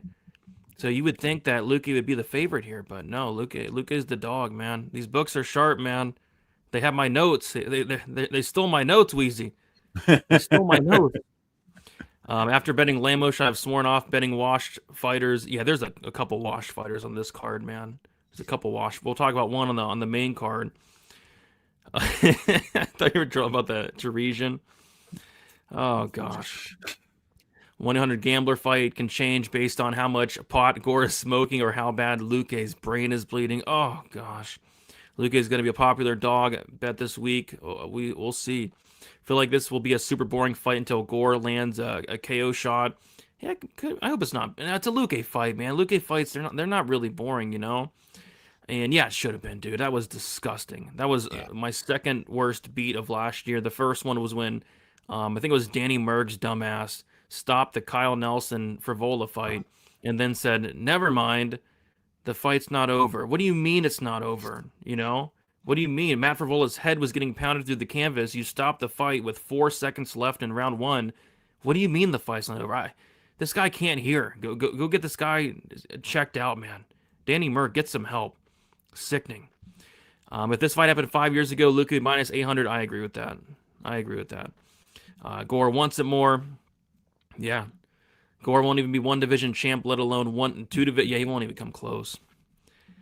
Gore has a favorite tough to stomach. It is, man. It's kind of like Juliana Miller last week. It's disgusting. It's absolutely disgusting. He does, but Luque is technically better. Unbettable fight for me. Gore has been dropped against Tulio and Ozmat as well. Both those guys hit hard, dude. Cannot bet Tresean Gore as a favorite. Well, maybe the line will flip. Maybe the over 1.5 minus 155. Yeah, they set this at 1.5. The over 1.5 is minus 155. The under 1.5 is plus 135. Really tricky total because I think it might finish around that 1.5 round mark. Can you give me that line one more time? What is it? Over 1.5 is minus 155. Under 1.5 is plus 135. Let's see what the betting model says about it. Brady loves the over. It doesn't actually. Really? It says that the over is it says that the under is the better value according to the stats that we have available. We have a 30 fight sample size. Luque 23 fights, Gore 7 fights. Click that OU tab just to the right of the SP tab there, Brady. Yep. And this is the under here, where it doesn't show me highlighting it. It only does that on my screen. But yeah. Plus 135, 42% implied probability, but 46% of their fights have went under 1.5 rounds. 3 of 7 for Gore, 11 of 23 for Luque. So I mean, yeah, it's a pretty fairly priced total right here. But personally, I don't think Luque has a lot of early finish upside. So yeah, I think probably which is not good for him because if he's not winning in round 1, I don't think he's winning. Like. He looks awful after round 1 in these fights. Yeah, and the size difference too. A lot of people are forgetting that Gore, Luque's always been a welterweight. He's just moving up because he doesn't want to cut weight anymore. Yeah, so it's a weird one. Another weird fight. Blood, gore, violence. Let's go. What's good, homies? What's up? Yeah, new mythical fighter. Maybe a sober Gore. Is he pissed this week? I mean, last fight for him, Weezy, he was pissed off, dude. Let's see if he's pissed this week on his Instagram. And he cashes a big dog. Dude, yeah, if you were on Gore last time out, man, you got plus 400 or something like that, and you got paid big time. And he looked great. Dude, sober Tresean Gore off the weed, man, he was a problem in the Bukoya fight. He doesn't look mad, but he's smiling. Quit smiling. Get pissed off, man. Yeah. Get pissed off, Tresean. Yeah. People are calling you Tresean. I mean, get pissed off, dude. You got to get mad about that, dude. Who could possibly mispronounce that name that badly? You'd have to be a fucking moron. Exactly. Gore's brain hasn't bled yet. I mean, I think it might have a little bit in the Tulio fight. I mean, that was very bad. Very bad. Betting Gore as a favorite feels like betting Juliana Miller as a favorite last week. Yes, if not worse. Luque is a former Marauder. He is, man. He is. All right. Luque has a win over Thiago Santos. With brain bleed, probably can't cut all the way to 170. Yeah. Man. Court McGee just announced he'll be having his last fight at UFC 332. Hope he doesn't get that Elkins treatment. I heard there's a paratrooper named Mike. Oh, no. Don't do that, man. No. Oh, my God. No. Does the algae pick up on the washedness factor? It does not, but on a scale of 1 to 10 of washed for Luque, I'd throw him in like a 7.5 on the washed scale. Not completely washed, but he's getting there. Like Elkins, for example, is a 10 out of 10. Yeah. Luque like a 7.5 on the wash scale, like a 7.5. Yeah, what are you smiling about, Tresean? You know, let's get serious. You got a tough fight. You're going against Vicente Luque. This Saturday. All right. Moving on to the next fight. We got our guy, fan of the show, friend of the show, buddy of the show, Donte Johnson, and he's going against Eric McConico, not friend of the show. We got Donte Johnson, 27 years old, 5'8" with a 74-inch reach. Eric McConico, 36 years old, 6 foot with a 77-inch reach. We got Johnson, 9 years younger. McConico with a 4-inch height advantage and a 3-inch reach advantage.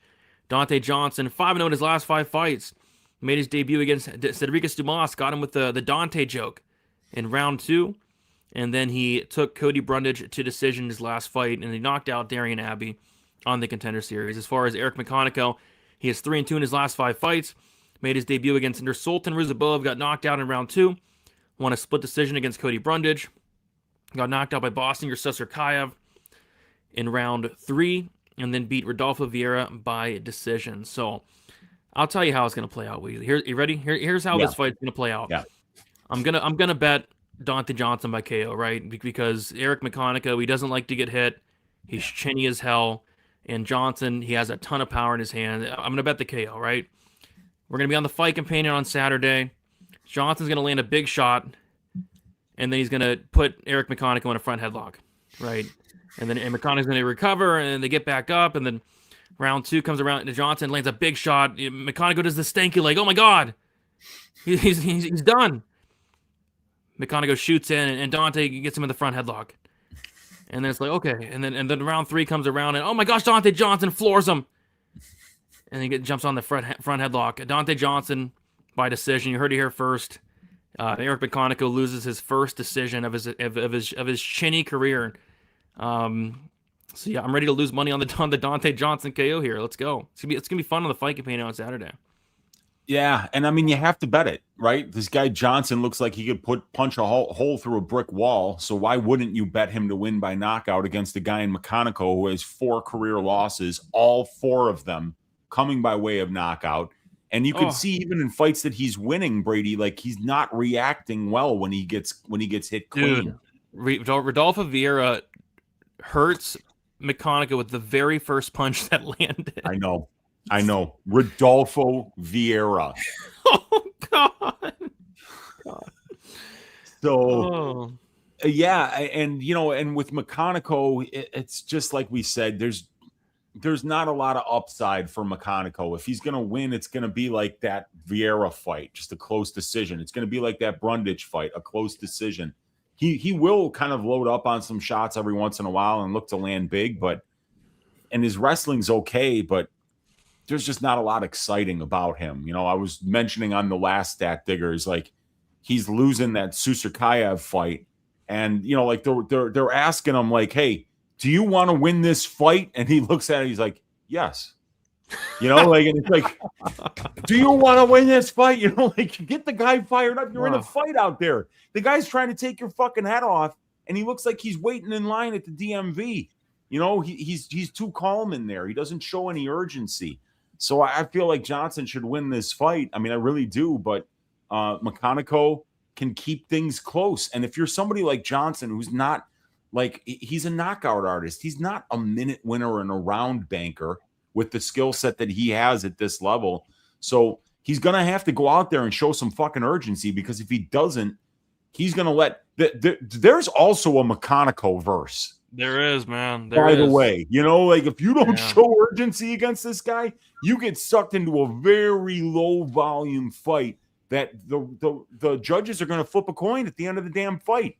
And the coin flip went McConico's way in the Brundage fight, you know, even the Vieira fight too, which, I mean, I thought he won fairly clearly, but still, I think that Johnson's got to go out there and do what got him here in the first place, which is maraud and try to take this dude's hat off, man. That's how you're going to win this fight. And the longer you go without trying to show that kind of urgency, you're going to let this dude into the fight, and you might lose the decision this time around, Donte, because I know it went your way in the Brundage fight, but both of these guys have fought Cody Brundage to a very close split decision. So you could see why people are saying, "Hey, man, I'll take a shot on McConico at plus 180." You know, the people always say MMA math doesn't work, but it's a nice little indicator, and it can help you, give you one more thing to look at when you're analyzing a fight. And we've got a really nice situation here where Johnson and McConico both fought Brundage to a very close decision. 1 second, I'm messaging Donte Johnson on Instagram because last week, Wheezy. Okay. I knew I was betting Yadier Dalvai to finish Elkins. I actually messaged Dalvai on Instagram with some advice. I said, "Don't jump Gilly. Don't jump the Gilly. Just knock him out." So I'm actually messaging Donte right now. I'm saying, when you hurt McConico this week, please don't go for the front headlock. Please don't clinch up. Please don't go for the front headlock. Stay at distance. Use your hands. Knock this guy out. And sent. There we go. We call that pulling a CLD, Brady, where you've got your guy hurt and then you clinch up and intentionally give him an opportunity to recover. Yeah, so hopefully Donte Johnson, listen, it's great advice. Is it not? If you hurt McConico, who's very chinny, very, very chinny, don't go for the Donte choke. Don't go for the Donte joke. And that's another thing. We have to say this to Donte. He's a friend of the show. We know he's watching. It worked against Cedricus Dumas. Yes. Yeah. It's not going to work against anybody else in the division. You know, did you see the choke that he tapped to in the Fremd fight? You know, oh God. Don't think you're not a grappler now, Donte, because you submitted Cedricus Dumas. That is your public service announcement from your Uncle Wheezy. The more you know. We should get the stat diggers on top of the screen. The more you know, with the star going across the sky. You know, I think that would be a great little graphic. We should definitely know. We should have somebody set that up for us. But yeah, the more you know means you're not a grappler if you submit Cedricus Dumas. Don't fall in love with your ground game now because you got that win. You got to go out there and knock this dude out, Donte. Yeah, somebody's got to tell this guy. So if somebody has to do it, I'll do it. I'll step up. I'll step up and tell Donte to not go for the Donte choke here. So good job. Yes, man of the people. So Donte Johnson opened up minus 350, currently minus 210. I mean, he probably should be minus 350, but he's an idiot, man. The over-under set at 1.5. The over 1.5 is minus 155. The under plus 135. McConico really has no finishing upside. But yeah, if Donte wins, it's probably a knockout or maybe a steakhouse bet. Jason House, gonna be loving it. Let's go. Who are enemies of the show? Just Colt and G, as far as I know. But maybe they're, I don't know. I think just Colt and G. Jonathan is just so bad. I don't think he's bad. His fight IQ is bad. But Jonathan is terrible. Has nothing but sheer power. But he's not fast anymore. Cutting down weight. Well, good thing he's going against Eric McConico, who I'm not sure what McConico's good at doing. What is McConico good at?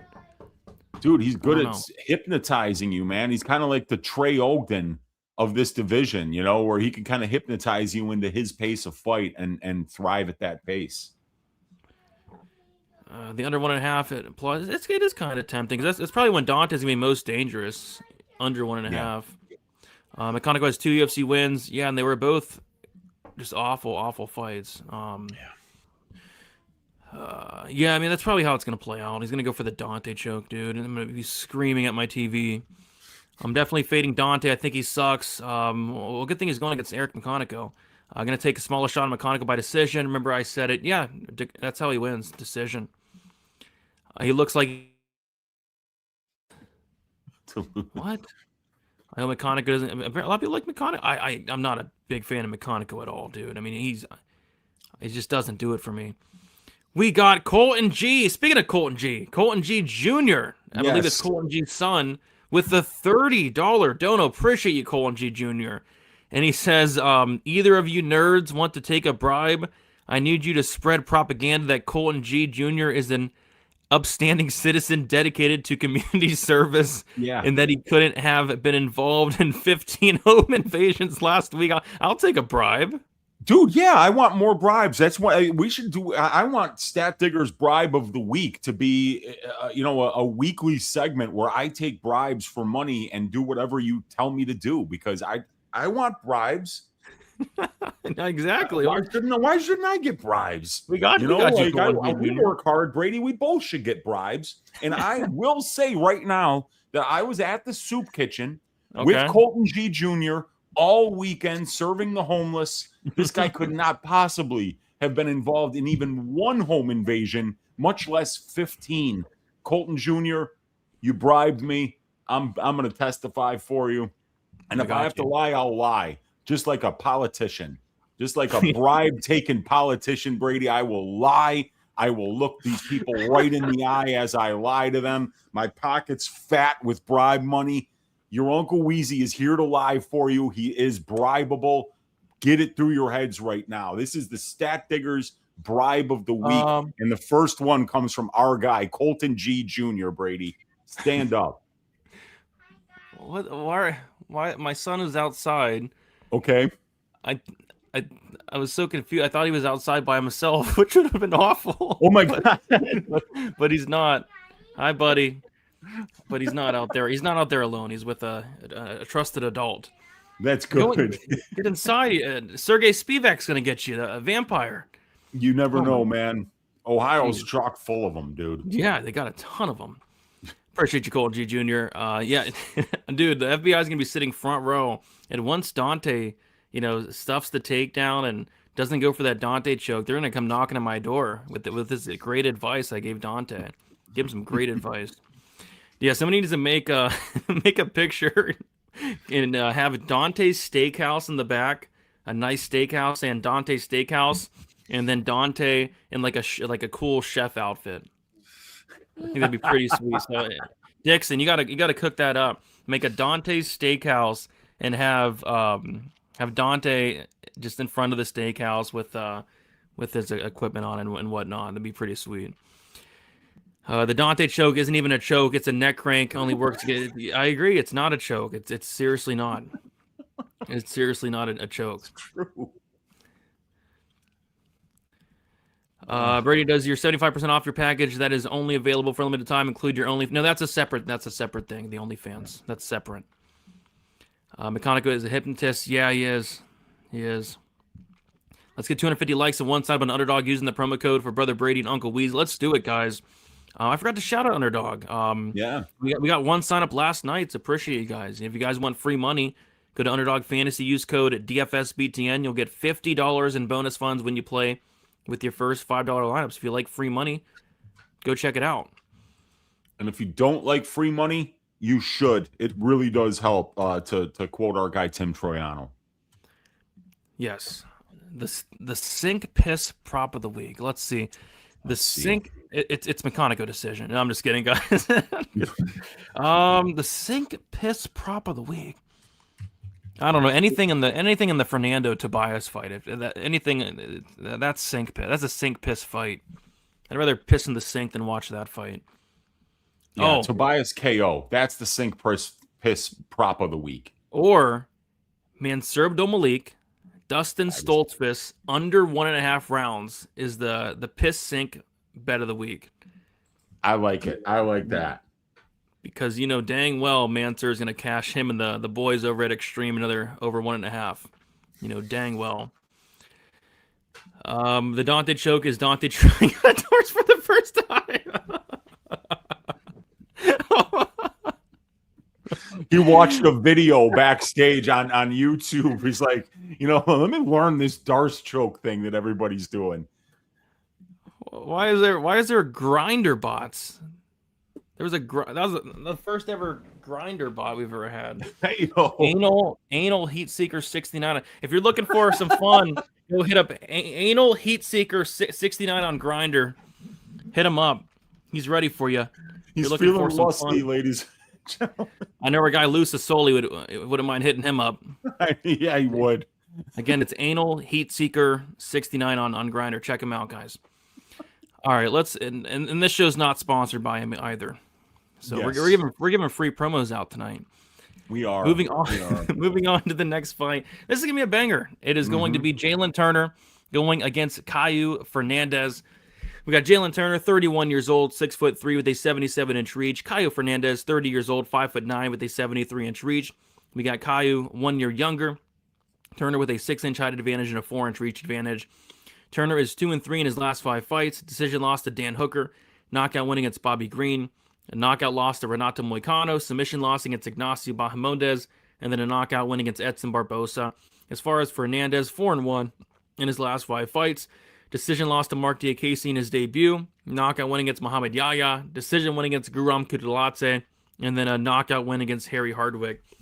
This is a really tricky fight for me, and it's because there's just a lot of question marks for me on the Turner side. This guy straight up retired when he was 29 years old. He retired, which was a shame because I love watching Jalin Turner in his fights because this guy had a 100% finish rate. He's extremely dangerous. He's massive for the lightweight division. So I was upset when he retired. So he was out for a while, then he came back against Barboza, and he sparked him. But I still have question marks. He quit in the bottom of this fight. Against Moicano, he knocked out Moicano. He didn't follow up and walked away, and then ended up getting TKO'd in the second round. Like I kind of worry about the heart of Jalin Turner. I worry about what happens if he has to battle some adversity. He's been finished 5 times. And on the flip side, it's Kaue Fernandes, who I'm just still not sure, like, how good is this guy, you know? How good is he? You know, he leg kicked Harry Hardwick to death. He destroyed Muhammad Yahya. The Guram fight was very impressive. He was a big dog in that fight, and he destroyed his legs as well, but I'm still not really sure where Fernandes is at. So I think violence is a great look here. You know, Jalin Turner can finish, you know, most guys in the division, and Kaue Fernandes has some very, very good leg kicks as well, and Turner's been finished a lot in his own right. So I think I might look at like a violence angle in this fight, Wheezy. What are your thoughts on this one here? It's a Jalin Turner fight. If you're betting overs, you're just a masochist. They might cash, but at what cost? It was like I was saying last week, you know, you could bet the under in the Goff, you could bet the overs in the Goff Miller fight, and you would have cashed the over 1.5 if you hit it. But like we said, at what cost? You know, I mean, we know that it's going to be an absolute banger, and I feel like that's how this fight is going to turn out. Kaue is so dangerous on the feet. Amazing leg kicks, but he's also a Brazilian Jiu-Jitsu black belt with a very opportunistic and aggressive submission game. And then you mentioned it, Brady, you know, Jalin Turner retired after the Bahamondes fight. And to retire and publicly say that your heart wasn't in it there at the age of 30, you know, that's the last person that we saw retire and then come back after fighting at a high level was Brandon Moreno. And Brandon Moreno has not looked good since. You know, he fought Lonnie Kavanaugh, and Kavanaugh took that fight on like 2 weeks' notice, showed up to Mexico City at like 8,000 feet elevation and went out there and beat that dude, beat the brakes off of him for 5 rounds. So I don't care that he beat Edson Barboza. Edson Barboza is like plus 400 against Robovics right now. Nobody beats Edson Barboza. What's that? Nobody beats Edson Barboza. Nobody. I know that is true. Not anymore. You know, I mean, the guy's still a great striker, but my God, man, you got to be worried, dude. Is this guy's heart in it? You know, 9 months off between the Bahamondes and Barboza fight. Now another 8 months off between these fights, and Jalin Turner is a great finisher, but he's always been an underachiever, dude. Look at him. I mean, he's got 9 losses on his record, dude. 9 losses. Yeah, so he's just not really been a guy that you want to count on to win fights. What you want to do is, if you're going to bet Jalin Turner, bet him to win inside the distance, because that's how he's gonna win fights at this level. But I think this is going to be a really good fight. I would love the unders here. I would love either guy's early finish props. I think both are going to be really live to find a knockout early in this fight. So yeah, I think it's going to be a fun one, man. I'm really looking forward to this one. Yeah, me too. I think violence is a good look. Yeah. Let's see. So the over/under set at 1.5. The over 1.5 is plus 105. The under 1.5 is minus 125. Oh God, I don't like betting under 1.5. So I just don't. But Turner money line, I don't like it at all. But because I would just take the under instead. Turner has 13 wins, 11 come. Wait, he's 15. Yeah, 15 wins. 13 wins come under 1.5 rounds. He has 15 wins. All 15 come before the third round. So I would take like a fight won't start round 3, just in case he gets finished, because he's been finished like a ton. And I have questions about his heart and stuff like that. So I'm liking violence here rather than a side. This is a banger. I got the Spider. He retired for like a year, bro. Yeah, but it felt like longer, man, because I'm a big fan of Jalin. Jalin will win this weekend. I got 1.5 units on him. Best of luck. I got a Turner Sal killed parlay. Best of luck. I got Kaue under 55.5 significant strikes. Wow, that's pretty high considering I think the fight probably finishes within the first 7.5. We'll talk about some underdog later in the show. That's a good call. I'll write that down in my head. Turner is 3-7 to the decision. He's a bigger Terrence McKinney. Round 1 is a must play. He's a horrible. I wouldn't say he's a horrible minute winner, but yeah, he's never won a decision ever. Yeah. Apparently, yeah, this is interesting. Apparently, he's a good fighter. I was shocked at that too. I was shocked that Kaue ended up being a good fighter. Kaue's gonna get countered hard after Jalin times his leg kicks. Yeah. If you're on Turner, I could see Turner landing a big counter. Could see Kaue landing some leg kicks on the skinny legs of Turner. I see some violence here. If you're on the Turner, better off playing the under 1.5. I agree with that. Kaue needs his kicks to set up his game plan. I'm sure Jalin has long enough to catch him mid-kick early. Dana liking the Kaue Fernandes side plus 145. Is that the Stat Diggers underdog pick of the week? I don't know. No, I don't know, man. No. You gotta be careful betting dogs nowadays. Luque Turner is losing to. I wouldn't look at it. It would take forever. He has like 9 losses. Let's see who's he losing to. He's lost to Ronnie Borja, which is a tough out. Ronnie Borja got him in 11 seconds. He lost to Andrew Lagdon. Andrew Lagdon. Yeah, but that was a split. I thought he got robbed. That was a split. Yeah. He lost to the very tough Richard Leroy by knockout. But Richard Leroy is a veteran. He lost to Vicente Luque. He lost to Matt Frivola. He lost to Mateus Gamrot. He lost to Dan Hooker. He lost to Moicano. He lost to Bahamondes. On the amateurs, he lost to the very tough Johnny Fedler by knockout. He lost to the always tough Isaiah Culpepper. Yeah, and then he also lost to Fedler again back in the amateurs. So Fedler actually got him twice by knockout. Wheezy, both in round 3. Yeah, tough out though. Fedler's a zombie. He's a zombie. He Homer Simpsons you and finishes you late. So I mean that can't. We got to remember that. Under 1.5. I don't know. I realize that unders really don't get steamed. Under 1.5s don't really get steamed. If anything, money comes out on the over like late in the week. Like money was pouring in on the overs in the Elkins Yadier fight. Like money was pouring in on him. Was Kaue hurt recently? Almost a year between fights, and he took no damage against Hardwick. I'm not entirely sure. Kaue's been underpriced heavily in every fight. The market keeps underestimating him, and yeah, I do too. I thought this guy was a bum when he first came into the UFC. I was certainly wrong. Uncle Weezy's a combination of the dude from The Big Lebowski and Good Will Hunting. IQ, okay. And by the way, Brady, Fernandes is on a 1-year layoff, an 11-month layoff coming into this fight, but his entire MMA career is over 12 years, and he only has 13 fights. So this is about par for the course for Kaue. He doesn't fight. So you're calling him lazy? Well, I mean, I'm lazier than Kaue. He's the one that's in the UFC, but yeah, like he doesn't fight often. He's one fight a year. We will not be adding a Dana White Contender Series segment, but I already posted my breakdown for week 1 of Contender Series. You can go check that out.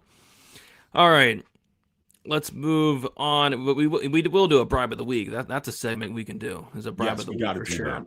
Absolutely, for sure. All right, so that's a fun fight, man. That's gonna be fire. I mean, any Turner fight is a violent fight. Besides the Gamrot fight where he humped his leg, but Kaue's not gonna hump his leg, man, like Gamrot did. They're gonna like even the Hooker fight that went to decision. I don't know how it went to decision. I don't know how it did, but yeah, it should be a banger. Moving on to the next fight, we got Chidi and Njokuani going against Joel Alvarez. We got Chidi and Njokuani, 37 years old, 6'3" with an 80-inch reach.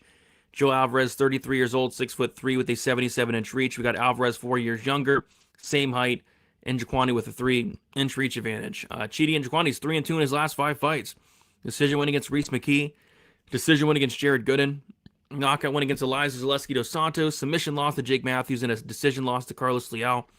As far as Joel Alvarez, 4-1 in his last 5 fights. Submission win against Mark Diakese. Knockout win against Elvis Brenner. Knockout win against Jakar Close. Decision win against Vicente Luque, and then a submission loss to Yaroslav Amasov. So Alvarez is taking this fight on short notice, and I'm glad he did, man. This should be a banger. What do you think about this fight, Weezy? I love this fight for Alvarez. I think it's a great matchup for him. He can definitely try to grapple Njokuani here, get him to the mat. And if he's able to do that, Njokuani's submission defense is awful. The guy's been submitted 4 times as a professional. If you get to dominant positions against this guy, you can make him quit. You can finish him with ground and pound. You can submit him. But the thing about Alvarez is that he's not a wrestler. So this could be an interesting fight because if Alvarez is unable to find dominant positions on the mat, he's going to let Chidi Njokuani into this fight because I don't think Alvarez is better than Njokuani at distance striking range. And I'll tell you one thing. He's not better than Chidi in the clinch. So if Chidi can keep this fight standing, if he can manage range, set up the clinch entries when he wants to be there and win some minutes against the fence in this fight, I think that Chidi, he's got the right style and the right skill set to give Alvarez problems because even though Alvarez does have a massive grappling advantage in this fight, Alvarez is not a wrestler. He's the kind of guy that makes you grapple him because of how aggressive and potent he is at distance striking range. A lot of people don't like the pressure and the volume that Joel brings. They wrestle in order to kind of get the dude off of him, and that's when he starts playing from his guard and looking for those triangles and arm bars and chokes that can finish the fight. So, I think that actually Njokuani is somebody that if he gets the fight that he wants and this fight stays at distance striking range and in the clinch, Brady, I think he probably looks a lot better than his money line. But with Chidi, you have to worry just about the fight going to the ground even once, especially against somebody like Alvarez, who's so dangerous on the mat. I think that Chidi's going to have to fight a pretty perfect fight here. He's going to have to, really make sure that this fight does not go to the ground. Yeah, I got to take a pee. But I heard the first part of your breakdown. You said that Alvarez has an opportunity to grapple here. If Alvarez, he doesn't. If you told me Alvarez is going to grapple here, I'd put 50 units on him in this fight. I know. I'd put 50 units on him in this fight. If you told me Alvarez was going to grapple, I'd put 50 units on him. He just doesn't, man. He doesn't wrestle ever. I mean, he has one takedown, and it was against a completely washed Vicente Luque.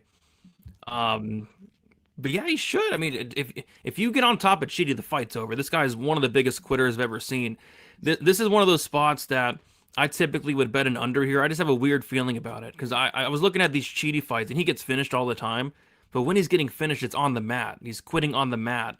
On the feet, he has some good durability. He showed off against Liao there, and he has a good chin. And but if he gets taken down, the fight's over. You know, Mikel got on top, the fight's over.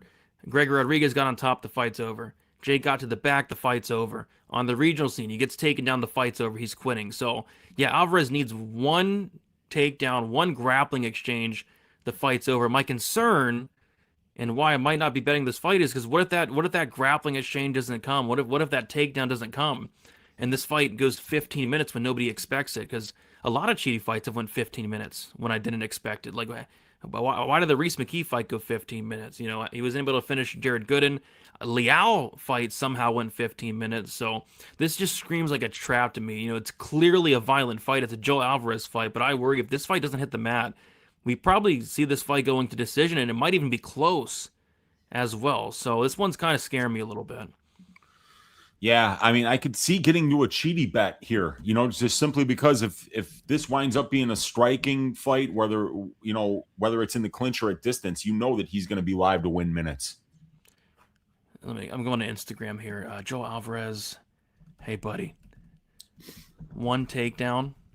Yeah. Down. The fight's over. I don't know if Joel speaks English or not. Oh crap! I gotta. Yeah. In the Google Uno Translate. takedown, por favor. Let me put it in the Google Translate. Google Translate. Yeah. Oh God! Yeah, I forgot about that. Yeah, Joel speaks Spanish, man. I've never really heard. I haven't heard him speak English. I don't know if he's got English in his back pocket or not. But all right. Oye amigo, un derebo y la pelea se acuba. There we go. All right, and I sent the English, and then I sent it Spanish and as well, so I don't want to confuse them. So there we go. Joe Alvarez, one takedown, the fight's over, buddy. Yep, the fight's over, but one takedown is all it takes, buddy. It just seems like a trap because this is typically one of those fights where I'm smashing violence, and like even the under 1.5. Like, why is the under 1.5 plus 135? Like that's so juicy, dude. It's a Joe Alvarez fight. 135 and the over is minus 155, Brady. Yeah, and it is, and the under open at minus 140. That's kind of where I would put it. But yeah, my model loves that under, dude. It's a trap, I'm telling you. Yeah, I know, man. Like 62% of these guys' fights have finished under 1.5 rounds, but the prop is only priced at 42%. So there's like a 20% difference between how these guys go under 1.5 and where the market is pricing it.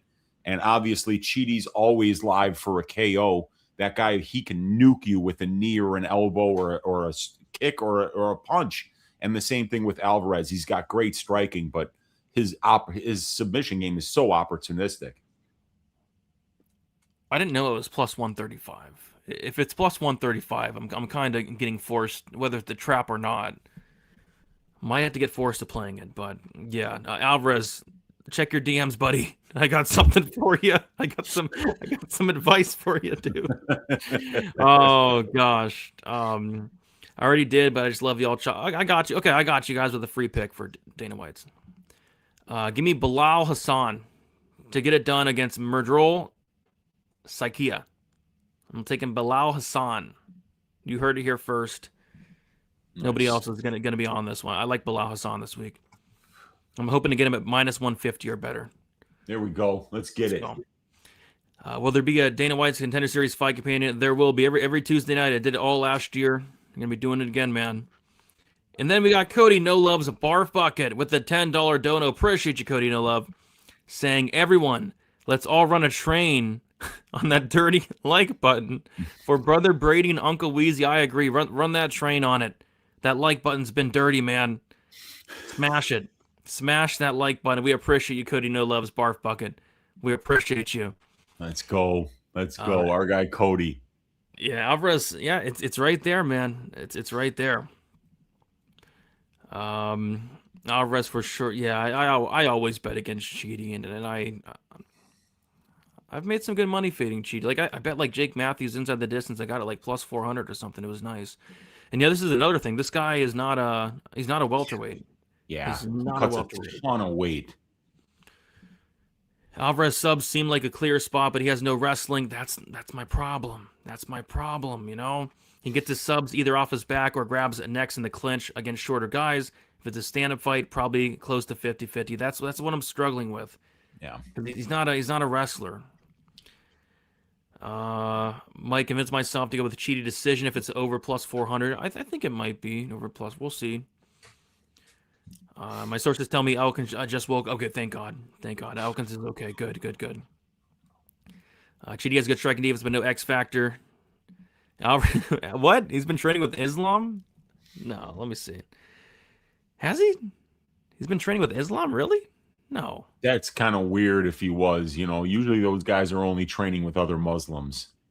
I don't see any Islam. I see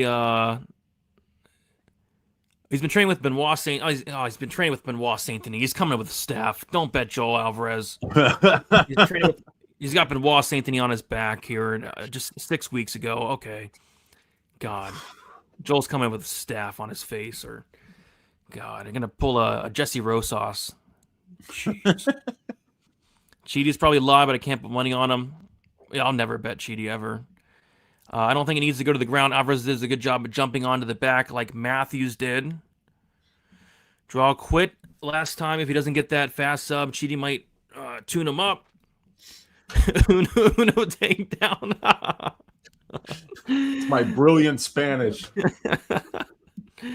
Oh, yep. I didn't lose my rent on it, but that was probably a 4 or 5 unit swing for me. And quite frankly, he did finish Luque. He finished him twice. He finished him by first round knockout. It was a legal punch. The ref waved the fight off, and then he finished him by TKO in round 2. But the ref didn't stop the fight. Under 1.5 worth a shot. It seems like a massive trap, but I wasn't expecting plus 135 on it. Oh, dang it. I was hoping to get Bilal Hassan at minus 150. Apparently, he's minus 2,000. Dang it. Oh, come on, man. Really? Dang it. Parlay boys, Brady. These parlay boys are ruining it. He shouldn't be a stitch above minus 1,500 here. How did he get to minus 2,000? Are we losing our minds? His opponent's tough. Sakia lasted 30 seconds on the road to the UFC. He's tough. He's a tough dude. I was expecting a much better price. Gosh. Round 1's going to be minus 500. Oh, my goodness. Why did Joel... It was probably time to go up, man. I mean, this guy's massive for lightweight. It's massive. He's missed weight 2 or 3 times at lightweight, and he was killing himself to make weight for every single fight, so he had to move up. Yeah. Hey, Islam has Alvarez in his fight camp. Okay. To replicate Gary. Okay. Other than the size, they don't fight similar at all, so no clue why they're using him out of all fighters. Okay. Maybe Islam can give a little hint or two with the wrestling. That'd be cool. Yeah. Very cool. But I still don't know if I'm betting this fight. I have weird vibes about it. Moving on to the next fight. Speaking of weird vibes, oh my God. The Edson Barboza going against Esteban Robovics. We got Edson Barboza, 40 years old, 5'11", with a 75-inch reach. We got Esteban Robovics, 30 years old, 5'10", with a 69-inch reach. We got Robovics 10 years younger. Barboza with a 1-inch height advantage and a 6-inch reach advantage. Barboza is 2-3 in his last 5 fights. Knockout win against Billy Q in round 1 with the knee. Decision win against Sadiq Youssef. Decision loss against Lerone Murphy. Decision loss against Jakar Close. And a knockout loss to Jalin Turner. As far as Robovics, he is 3-2 in his last 5 fights. A knockout win against Terrence McKinney. A decision win against Daniel Zellhuber. Decision loss to Nazareth Hackbrass. Decision win against Elvis Brenner. And a submission loss to Mateus Gamrot. So for me, this is the Darren Elkins of the card here, is Edson Barboza. I truly don't think he should be in there. He looks just absolutely awful. He's 40 years old. He's at a lower weight class, and he's just taken so much damage throughout his career. He should probably get damage, tattooed on his chest at this point. He's been hurt, dropped, wobbled, or knocked out in 6 of his last 7 fights.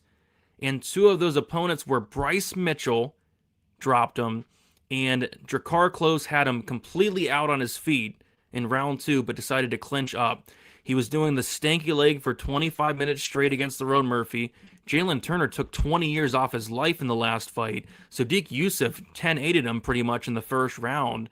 The only person that did not hurt him was Billy Q in the last 7 fights. But yeah, I think the damage has taken a toll on Edson, and quite frankly, he looks horrible. I was checking his Instagram today, and let me pull up this picture. How can the matchmakers look at Edson Barboza? Let me pull it up on the screen here. Okay. I mean, how can they look at Edson Barboza and look at this picture and allow him to fight in the cage? I put out a warning for the Elkins fight. I said Elkins shouldn't be fighting, and I even said I might go to Vegas and get some signatures. Look at this picture, Weezy. Okay. And tell me this is not concerning. Here it is. It's disgusting. It's disgusting. Look at that. Oh God. It's disgusting. Look at him. He looks like a 60-year-old man. Yeah, not the body of a 60-year-old man, but like clearly in the face. Yeah, in the face. In the face, he looks even older than that. And the fight years, Brady, the cuts down to 145 had to be fucking killing. I mean, look at this guy. He doesn't have an ounce of fat anywhere on his body, and he's fighting at 155, but he was cutting to 145 prior to that. I know it's. I saw this picture and I was like, it's done, man. I think people, other people started to see this picture too, because money's pouring in on Esteban. He went from like minus 300 to minus 500, and I think Edson's done. So on the washed meter, and a 10 is Darren Elkins.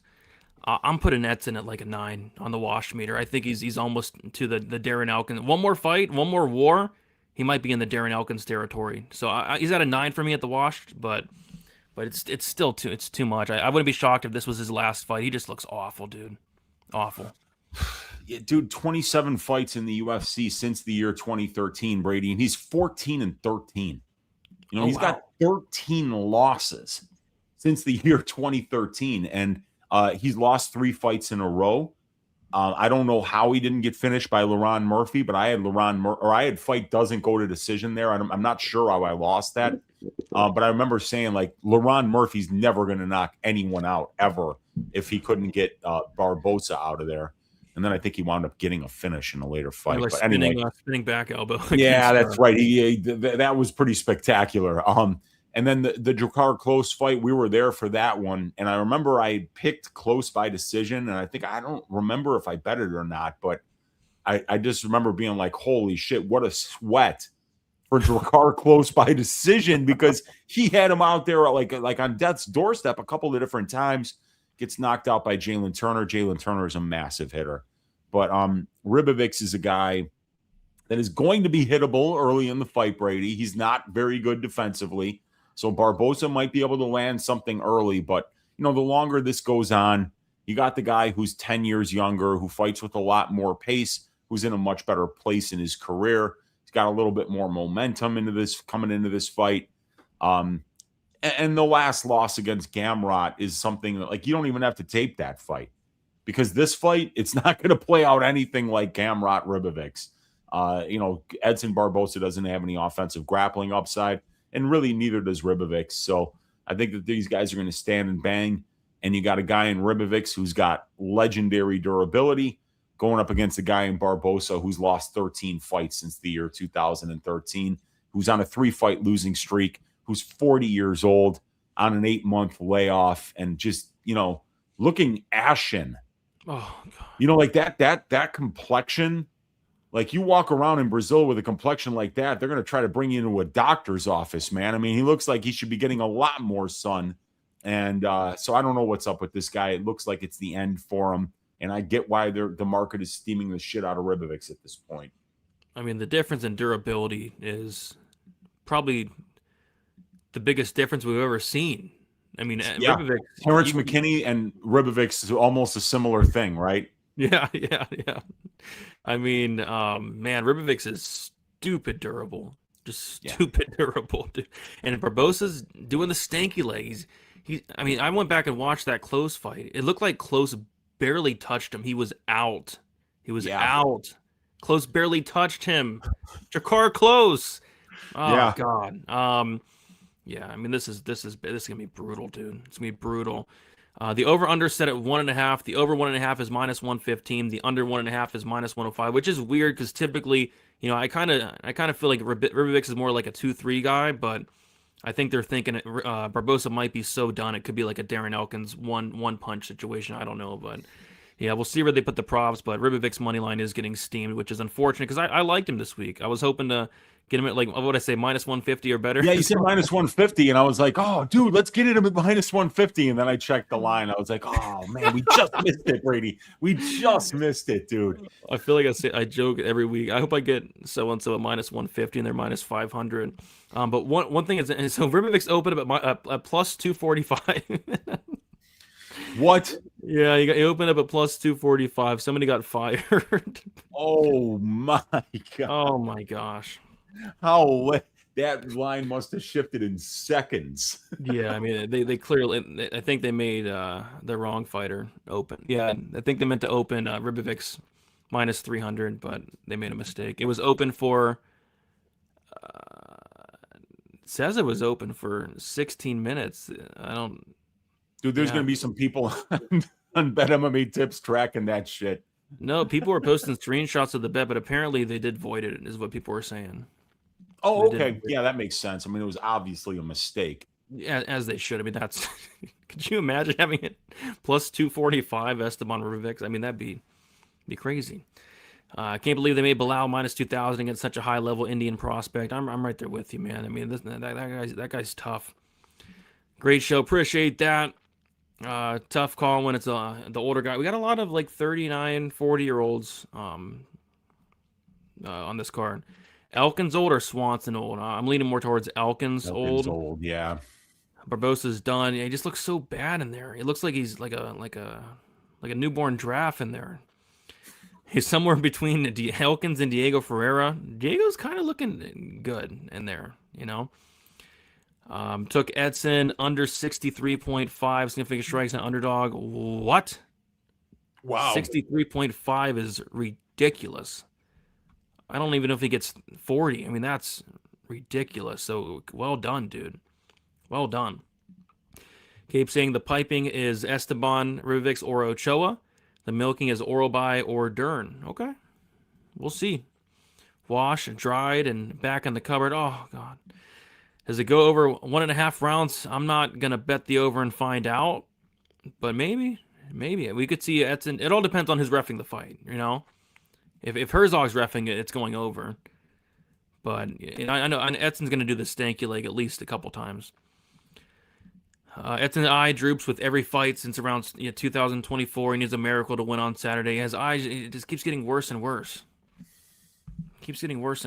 I'm really worried about Edson Barboza. Let me get a zoom in of his face. I mean, just the physique is great, but I'm worried about the face of Edson Barboza. Let me see here. Oh my, okay. Screenshot that. I mean, are the matchmakers not looking at this Instagram photo and saying, "Hey, maybe we should look at this"? Is that not concerning to anybody else? Oh my God, what the fuck that doesn't even look like Edson Barboza. Yeah, it looks like he's wearing the headband because maybe he lost all of his hair and that's the only way the wig will look convincing. Like, it doesn't look good, you guys. He's wearing a wig. He still looks a lot better than Elkins, though. Yeah, I mean, anybody does. Like, he'd be -500 against Elkins, I think. Look at that. That's horrible. God, he shouldn't be fighting this week. Robovics has no power. I don't agree with that. He hits pretty hard. He rocked Brenner 309 times. He rocked Brenner. He rocked Hackbrass. Like, he landed a flush head kick on Hackbrass at the end of round 3 that would have knocked out 85% of the division. Edson absorbed 390. What? Was it really 398? I know it was a ton, but it couldn't have been that much. Let's see. Oh, God.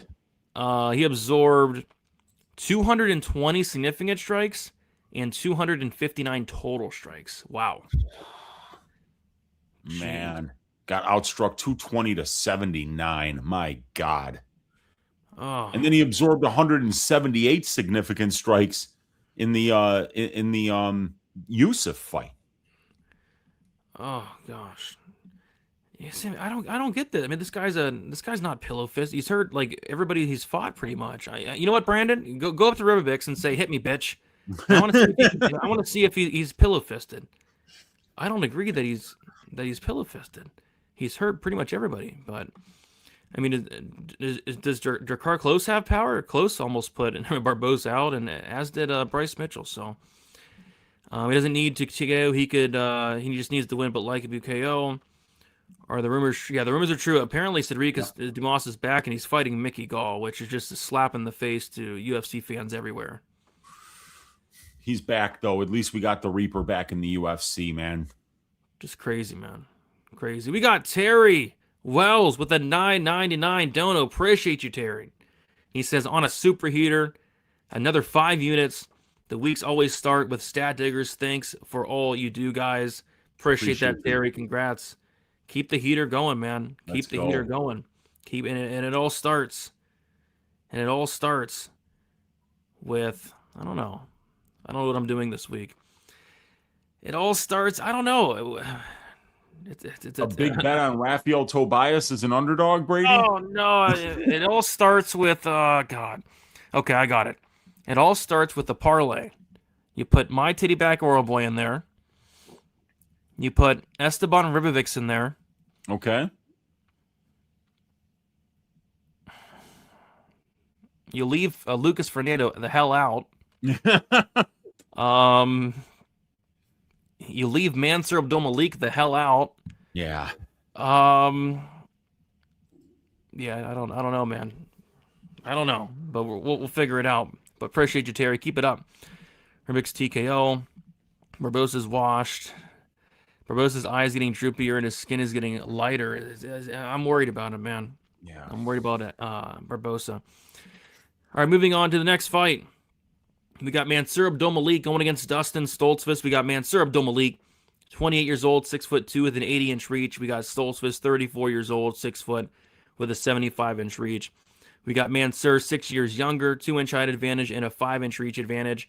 Mansul Abdulmalik is 3-1 and 1 draw on his last 5. Was it a draw or no contest? It was overturned to a draw. Overturned to it. Okay.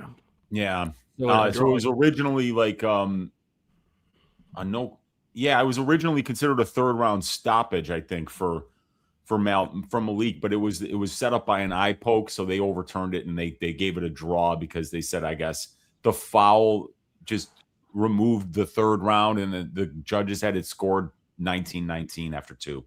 No matter what it was, I mean, it completely screwed me that week. So yeah, the draw against Brundage. Submission win against Tricoli, and then a knockout loss to Belgorowi. As far as Dustin Stoltzfus, 2-3 in his last 5 fights. Submission win against Punahele Soriano. Knockout loss to Bruno Ferreira. Knockout win against Marc-Andre Barrio. Decision loss to Nursultan Rizaboev, and a decision loss to Kelvin Gastelum. So, yeah, Mansur's just a frustrating fighter. You know, I'm not laying minus 550 on this jackass. I mean, this guy has all the skill in the world, dude. He has murderous power punching. If his ground and pound, some of the most nasty ground and pound I've ever seen in my entire life. The problem is this guy doesn't have a lick of urgency, man. He's the Guilherme Pat of the middleweight division. It's like, what do you? Come on, man, sir. You have the power to knock these guys out in 60 seconds. Why are we taking Nick Klein to late round 2? Why are we not doing anything against Cody Brundage until round 3? It's such a bad. It's almost suspicious. It's almost suspicious. It's like he doesn't try to start fighting until he cashes the over 1.5. It's like he's not doing anything. Why? Why, man, sir? Why? So I don't know. Wait, is he? He's with Extreme Couture, right? Yeah, he is. Exactly. It's suspicious. I've been calling it out for a while because he doesn't do anything. So, yeah, you got to go Mansour here, though. I mean, he's so much better. He should destroy Stoltzfus. But minus 550, I don't know. I'd be careful with the total as well because, you know, these Extreme Couture fighters, they love to go over. The over 1.5 minus 145. The under 1.5 is plus 125. Yeah, Mansour, I just don't know. I don't really know how to bet this fight. The KO is going to be minus 200 best case scenario. I don't know. I'm not touching it. I'm done with Mansour fights. I'll let the Eric Nixon and the boys cash another over, though. Yeah, man. The crazy thing about this is that Malik's minus, what, 550 right now? Minus 550. Yeah, and this would be the best win of his career by a mile. Oh, God. Look at it, dude. I mean, like, Trocoli. Oh, God. Nick Klein. Oh, God. Dusko Todorovic. Oh. And then God. Wes Schultz. Wes Schultz was his Contender Series win, and then he beat some guy on in LFA prior to that you know, I don't think has won a fight since. So yeah, man, like Malik's got that wrestling base, he's got that crazy power, and he's young. You know, he's still only 28 years old, so we can be expecting improvements potentially between fights. He's gonna grow into his MMA career, and he's got all the right tools in order to you know, perform really well at this level. So yeah, he should be the favorite. Stoltzfus is a really hittable guy. And Stoltzfus could, you know, give you some problems on the mat if he gets in the top position. He's a tricky grappler. He's an opportunistic submission grappler. Definitely not afraid to go to the ground with somebody like Mansour Abdulmalik. So we'll see if Stoltzfus can use that grappling against the guy in Malik who's really highly rated but hasn't really proven shit, because he's fighting bottom of the barrel guys, and he's frankly not running through them, which is pathetic. So he lost a round to Nick Klein. Yeah, I know. He lost a fucking round to Nick Klein. He went fucking really close with Brundage in a fight where nobody really did anything. So, I mean, like, who gives a shit if he beat Antonio Trocoli? Who cares? None of these wins are really worth anything yet. So, and they keep giving Malik guys like they're trying to build this guy up. They're trying to get him some wins and give him time to improve and try to grow this guy into somebody that they can market further on down the road and maybe turn into a star. You know, it's going to take time, it looks like, because this guy is not showing a ton of urgency. And when you're facing this low a level of competition and you're not showing urgency, what happens when they put you in there with somebody like Belguri? Yeah. Well, it goes fucking bad, doesn't it? You know, yeah. So like, we're gonna have to see if Stoltzfus can make Mansour uncomfortable here by making him wrestle, maybe slowing him down early in this fight, taking him into deep waters and seeing if he can find some success on the mat against him. But Mansour has one punch KO power. Stoltzfus is a pretty durable guy, but he's been finished, you know, 4 times in 8 losses. And he's very hittable. So, yeah, I mean, I think Malik should get this guy out of there, but I probably wouldn't bet it, not when his money line is, you know, juiced up at minus 550. The finish prop's going to be awful. Yeah. I don't know, man. It's I'm done with this guy, man. I'm done with him. I'm done. I'm done watching him go out there and do dick. The urgency of Pat Guilherme. Or Guilherme Pat. Yeah, there's just not a lot of urgency. He makes Pat look like Max Holloway out there, dude. Dude, 5.45 distance strike attempts per minute, Brady. 5.45 when the divisional average is 10.37. Oh, God. So, like, for him to be average, he would need to double his output. That's how fucking low volume this guy is. And he's only landed 1 knockdown. He's minus 1 knockdown. He fought Trocoli. He fought Brundage. He fought Nick fucking Klein and Dusko Todorovic, and he's got 1 knockdown. Oh, God. God help us all. God help us all. Minus 550. Parlay boys, what have you done? What have you done to make this guy get out of our goddamn pool? Get out.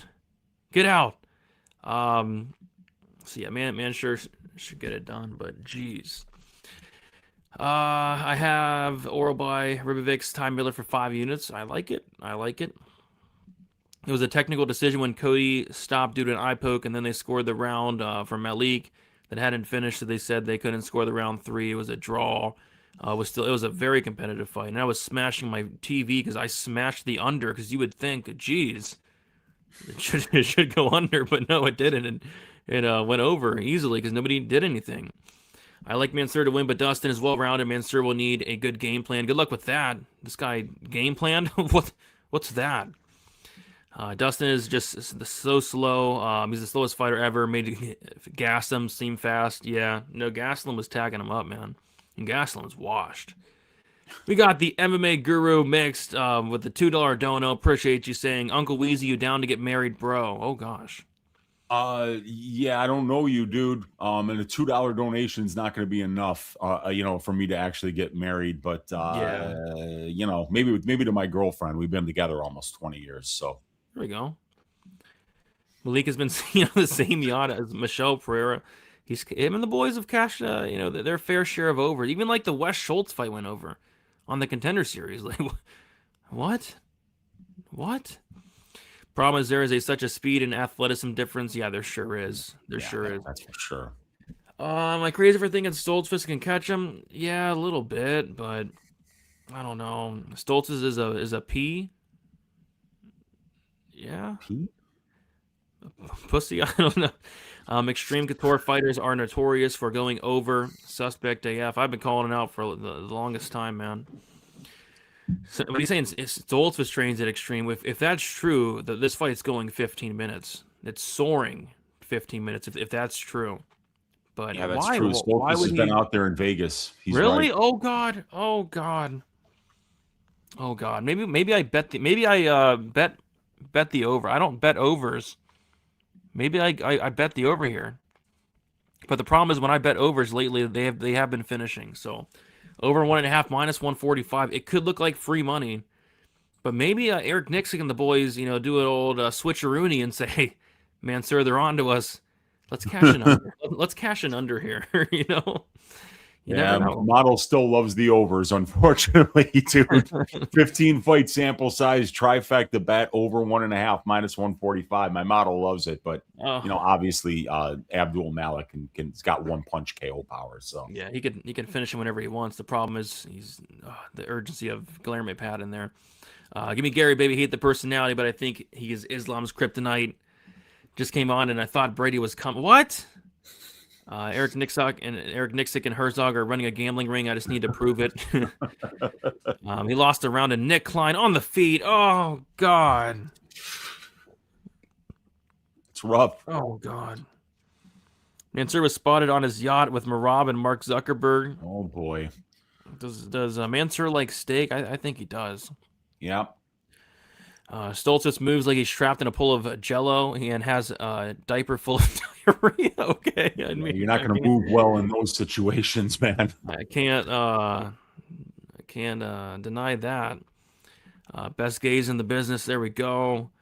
Football needs to start back up to get the parlay boys from steaming us. Yeah, once the football comes back, the parlay boys they get out of the pool. Yeah.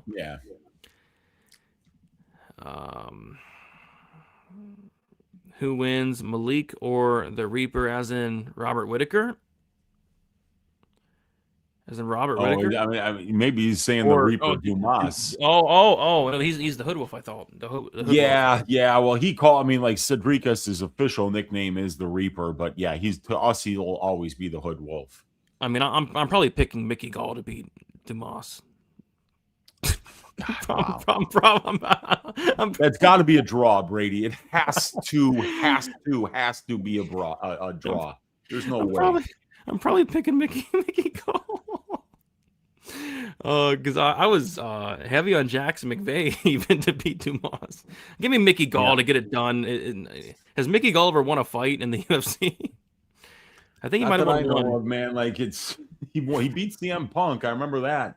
There we go. CM Punk's a tough out, man. Nobody beats CM Punk, so yeah, I might take a look at Mickey Gall to get the job done. All right, let's move on to the next. I can't believe that's on the main card, by the way. Like, have they not watched Mansul just stink it up fight after? Like, this guy stinks it up in there. Just stinks. Jalin Turner is on the undercard with Alvarez, or I'm not with Alvarez, but you know what I mean. Like it's there's way better fights that could have went on the main card here. They're really trying to push this guy. They're giving a layup after layup, and he's airballing some of these layups. He's airballing some of them. All right, let's move on to the next slide. Before we do so, we have 509 of you guys watching between X and YouTube. If you guys have not, be sure to smash the like button for us. Let's see how many likes we have. Yeah. 155. That's pretty good. Oh my gosh, 155. That is good. Wow. We'll take it. Yeah, that's pretty good, man. We might even be able to get to 200 by the time the show ends. We'll take it. Yeah, let's get those. Let's get those likes. Maybe we can get 200, Weezy. Well, that'd be crazy. 200 That would likes? be great. That would be great. But it's UFC 330. It's a big card, so maybe we can actually pull that off. Yeah, you never know. Great fight here. Great fight in the flyweight division.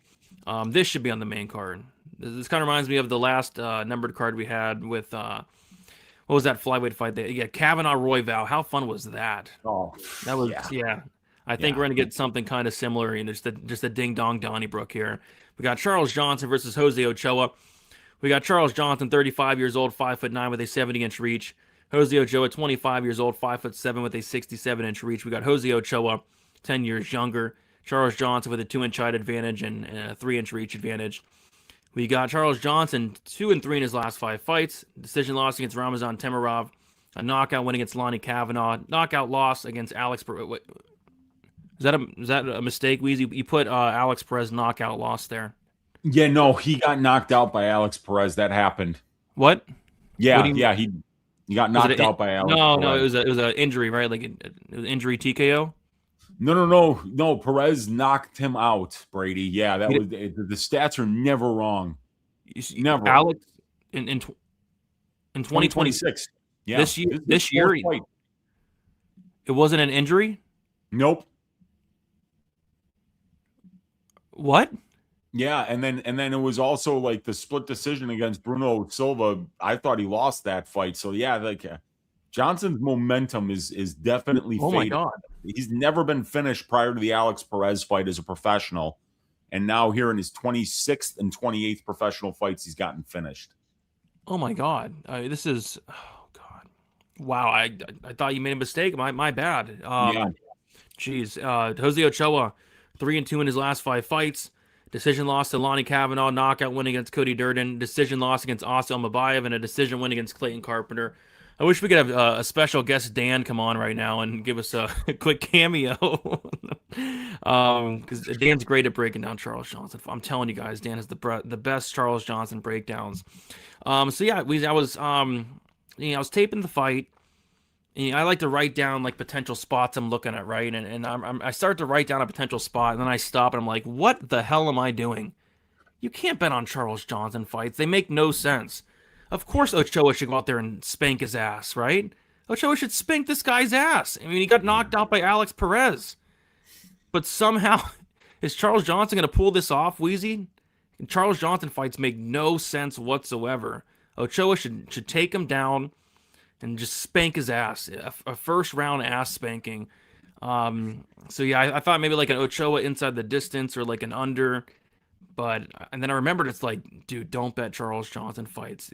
I've lost so much money betting Charles Johnson fights. They just don't make sense. So I'm going Ochoa here. I was surprised the line was this wide though. Like Charles Johnson's a good fighter, dude. He's a good fighter, but Ochoa's minus 400. I think that's a little bit wide. I mean, that's a little bit wide. The parlay boys are in town. Minus 400 for Jose Ochoa. I don't know. I'm probably not gonna bet anything here because Charles Johnson fights their career. I mean, this guy has a knockout win against Joshua Van. Like what? This guy has a knockout win against Lonnie Kavanaugh. Like his fights make, and he has a knockout loss against Alex Perez. His fights make zero sense, Weezy. He lost to Odie Osborne, Weezy. He lost to Odie Osborne. Yeah. Odie Osborne showed better cardio than him in that fight. Charles Johnson fights make no sense. And you're the Charles Johnson reverse whisperer. Yeah, The I am. So I'm looking forward to your thoughts. I'm gonna tell you here, Wheezy. You tell me. What are you going with here? I'm one of the best in the business when it comes to getting Charles Johnson predictions wrong. So I'm like, you really want to pay attention to what Uncle Weezy's saying here. And I like Ochoa, which is terrifying. Oh God. It's terrifying because, like Johnson is obviously very talented everywhere the fight goes. Great cardio, great size and length for the division, a lot of experience, fought a good level of competition, good striking, solid wrestling, solid grappling, good scrambles. He does it all really well, but flyweight is a division where you get old quick. These are younger guys. They fight at a very high pace. There's a lot of grappling in flyweight fights. So 35 years old for Charles Johnson is definitely old for this division. And Ochoa being the 10 years younger fighter, Ochoa is coming off of a win in his last fight. He's won 2 out of his last 3. The only loss coming to Almabayev by decision, while Charles was finished by Almabayev late in that fight. So I do think that this should be Ochoa. He's going to be the more dangerous striker. He throws just so much volume. And, obviously one of the great things about Charles Johnson for his entire career has been the durability, Brady. But the last 2 losses, we saw him get finished. We saw him get knocked out by Alex Perez in round 1, which was really weird to see him react that bad to a shot and then just not really be able to get back into the fight. And then Almabayev out-grappled him, but that's what Almabayev does. But it was the Bruno Silva fight that bothered me because I thought he lost that fight. He was getting dominated in the clinch in that fight. So Johnson is somebody that we just saw Alan Nascimento die, Brady. He died at the age of 34. And this was a guy that I was saying over and over and over again that he should not have been fighting at 125. He wasn't able to get into the cage very often at 125 because the weight cut was literally killing him.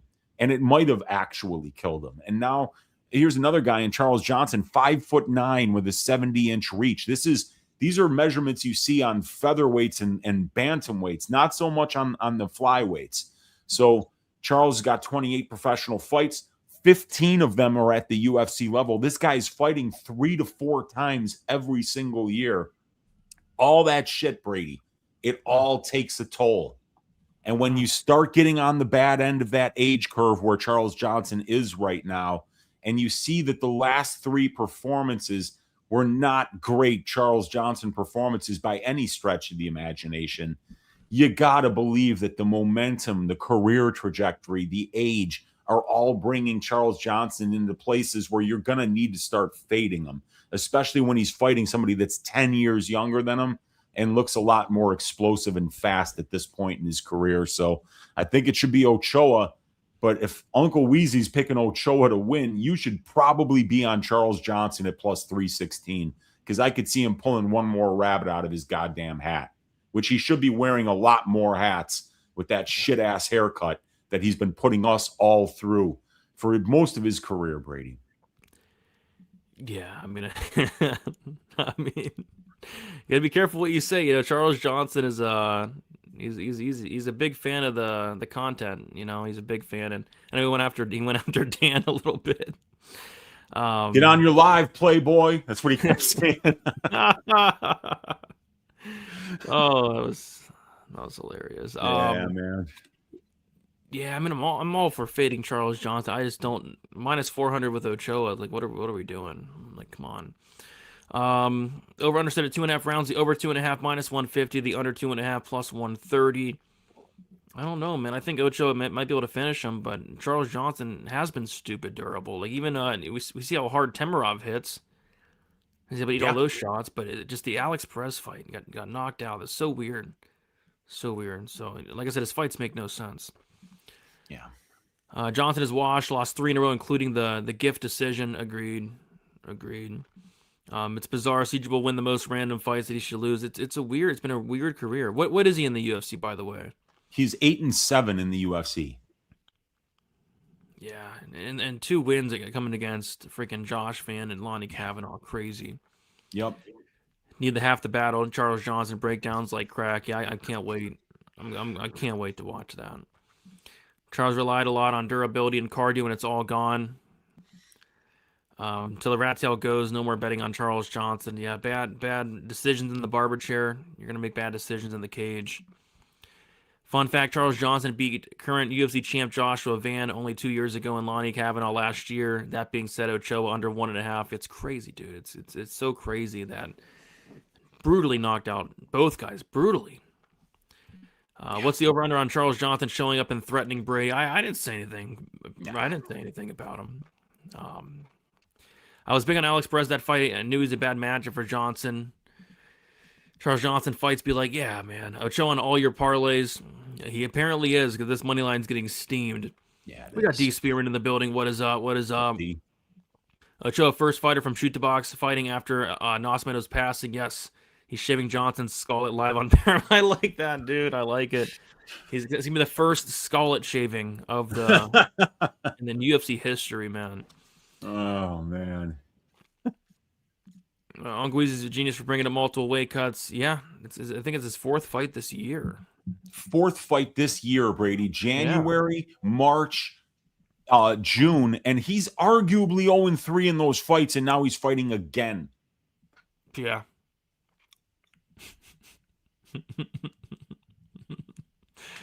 Come on, guys. Leave him alone, man. Leave the poor guy alone. He's very sensitive. He's very sensitive. Did you guys see the video of Van's old nickname, Josh? What?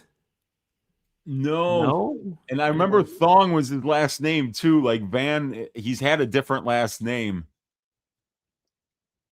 Getting up in that ass. I love it. It is so funny.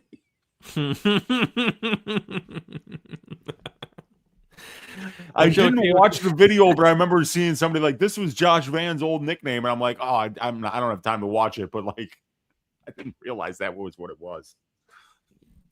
Yeah. Don't bitch if Charles Johnson wins. That's the worst. Then a capper who can't bet correctly getting burned. I won't be bitching one way or another. Yeah.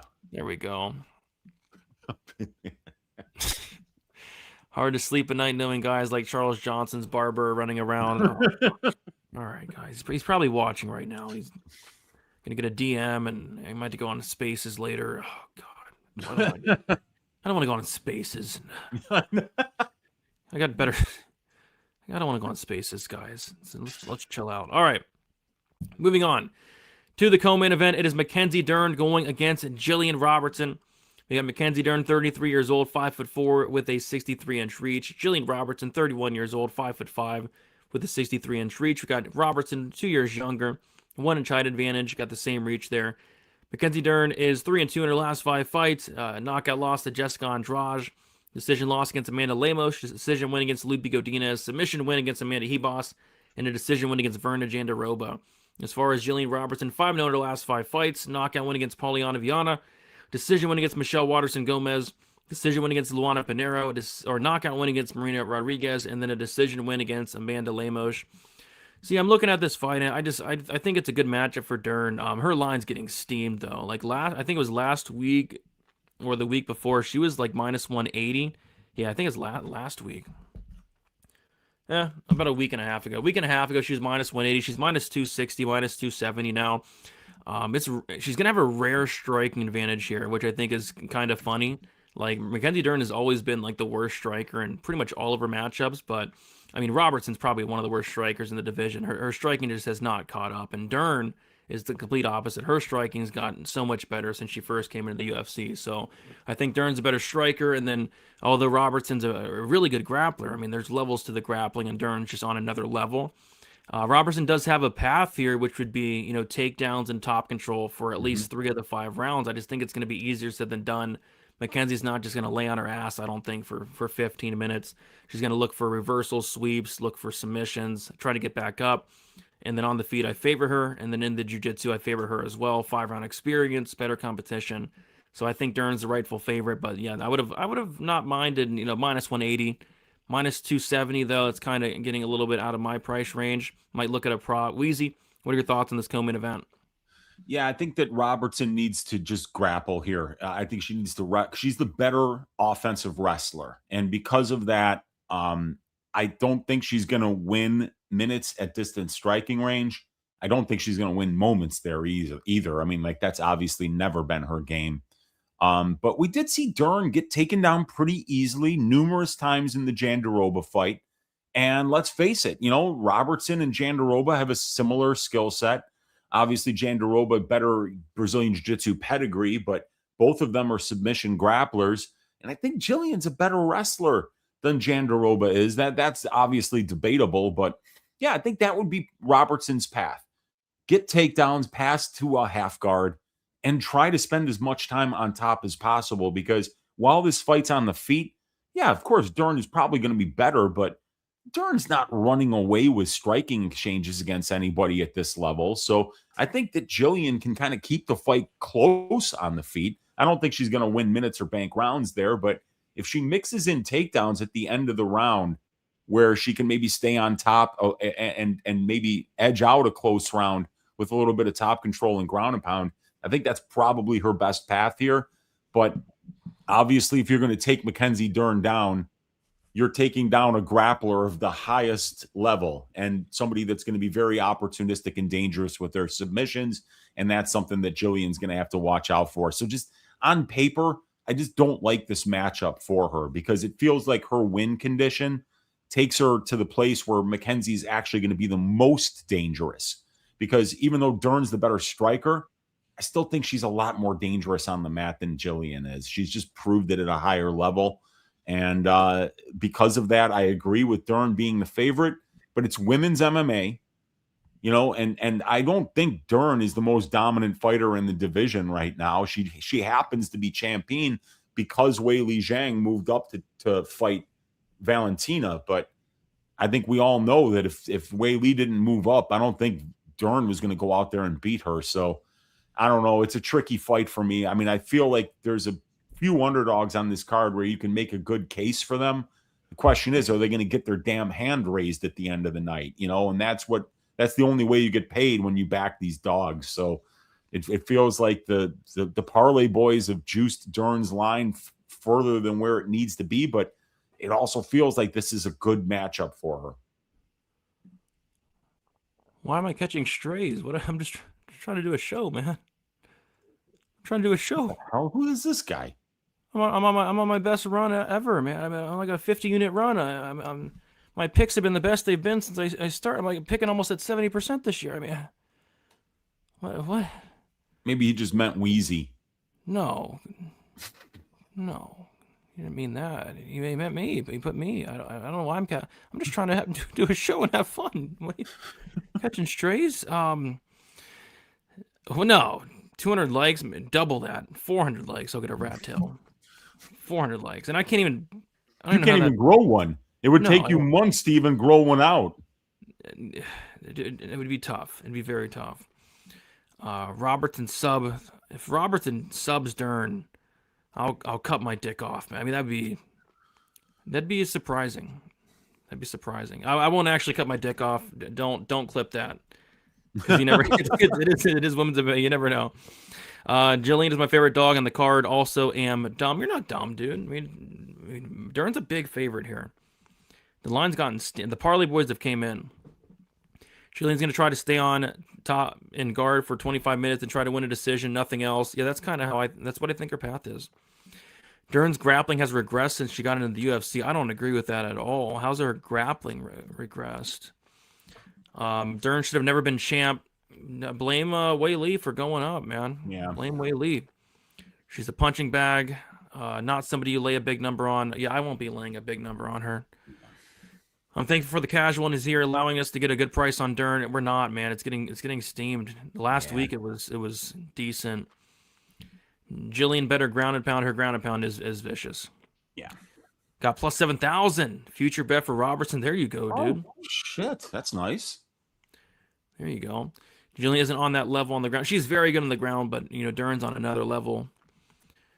Yes, this is screw the analysis, screw everything. Yeah, this is what matters. It's the WikiFeet scores. So we'll start with Jillian Robertson since she's the underdog. Jillian Robertson, 697 photos. I don't think I've seen more photos. If you guys are bored tonight, 692 photos of her feet. She has an average score. We call this an average score of 4.03. It's about an average, maybe below average. Okay. You kind of get a 4 just for signing your name on the website. So a 4.03. Okay. And now we have Mackenzie Dern. Wow, a very impressive 4.8 stars. Oh wow, 4.8 stars. Man. Maybe she's not even wide enough then. Yeah, that's it's one-way traffic when it comes to the wiki feed. So maybe the price is right. Dern is nowhere near as good as the perception of her is. Her striking is atrocious. Yeah, it's bad, but it's gotten a lot better. It went from god awful to bad. Over 4.5 must be minus 300. The over 3.5 is minus 240, which I don't love because both fighters are pretty dangerous. But I am picking the fight to go the distance. Jillian is that level on the ground. In a pure jiu-jitsu match, Dern would probably win, but with her striking added, Jillian was really dangerous. She is. I'd like Jillian to channel her inner GSP and get a belt for Canada. Let's go, man. Weezy, that was a great breakdown, and a take on the Alana Nascimento was spot on. Let's go squash. What are we squashing? Jillian has a path, but has to fight an absolutely perfect fight, get takedowns, and stay safe against probably the best jiu-jitsu girl in the division. Yes. When the haters come out, you know you're doing something right. That's true. Got a couple of them on the Fight Companion. 50K subs by the end of the year for a rat tail deal. Deal. Robertson wins. Can't trust Dern, even though I think she gets the win. Yeah, I can't. I've never been a big fan of Dern. Dern TKO. Jillian shouldn't be underestimated. Yeah, she's getting underestimated. She is getting underestimated. If Jillian won, this would be the first Canadian woman to win a major organization MMA title, correct? I think, as far as I'm concerned, right? I can't think of another female Canadian. I'm not a big female. Felicia Canadian. Spencer. Was she a champion? Maybe. I feel like she might have been for one fight, man. Like, and I don't know, but yeah, Felicia Spencer was probably the one that came closest. I can't think of anyone else. Randa Marcos, I know she was Canadian. She still is Canadian, but definitely not a champion. No, Felicia Spencer was not a champion. She lost to Amanda Nunes by decision. Oh, she fought for the title. Okay. Yep. 50-44 is and one 50-45. There we go. Yeah. Brandon Weezy, how many beers for you all to take down Jillian? None. Sober. Yeah. 99 units on a Mickey Gall. Chill with that. I'm probably picking Mickey Gall, which is ridiculous. Which is absolutely ridiculous that I'm picking Mickey Gall. Yeah. Mickey Gall is 1, 2, 3, 4. He's 1-5 in his last 6 fights. He has a win against Jordan Williams, though. Jordan Williams he's a marauder, man. Jordan Williams is knocked out Gregory Rodriguez. Jordan Williams rocked Ian Gary. That's a good win. He beat the very tough Salim Tahari. Yeah, he beat the win over Salim. They can't take that away from him.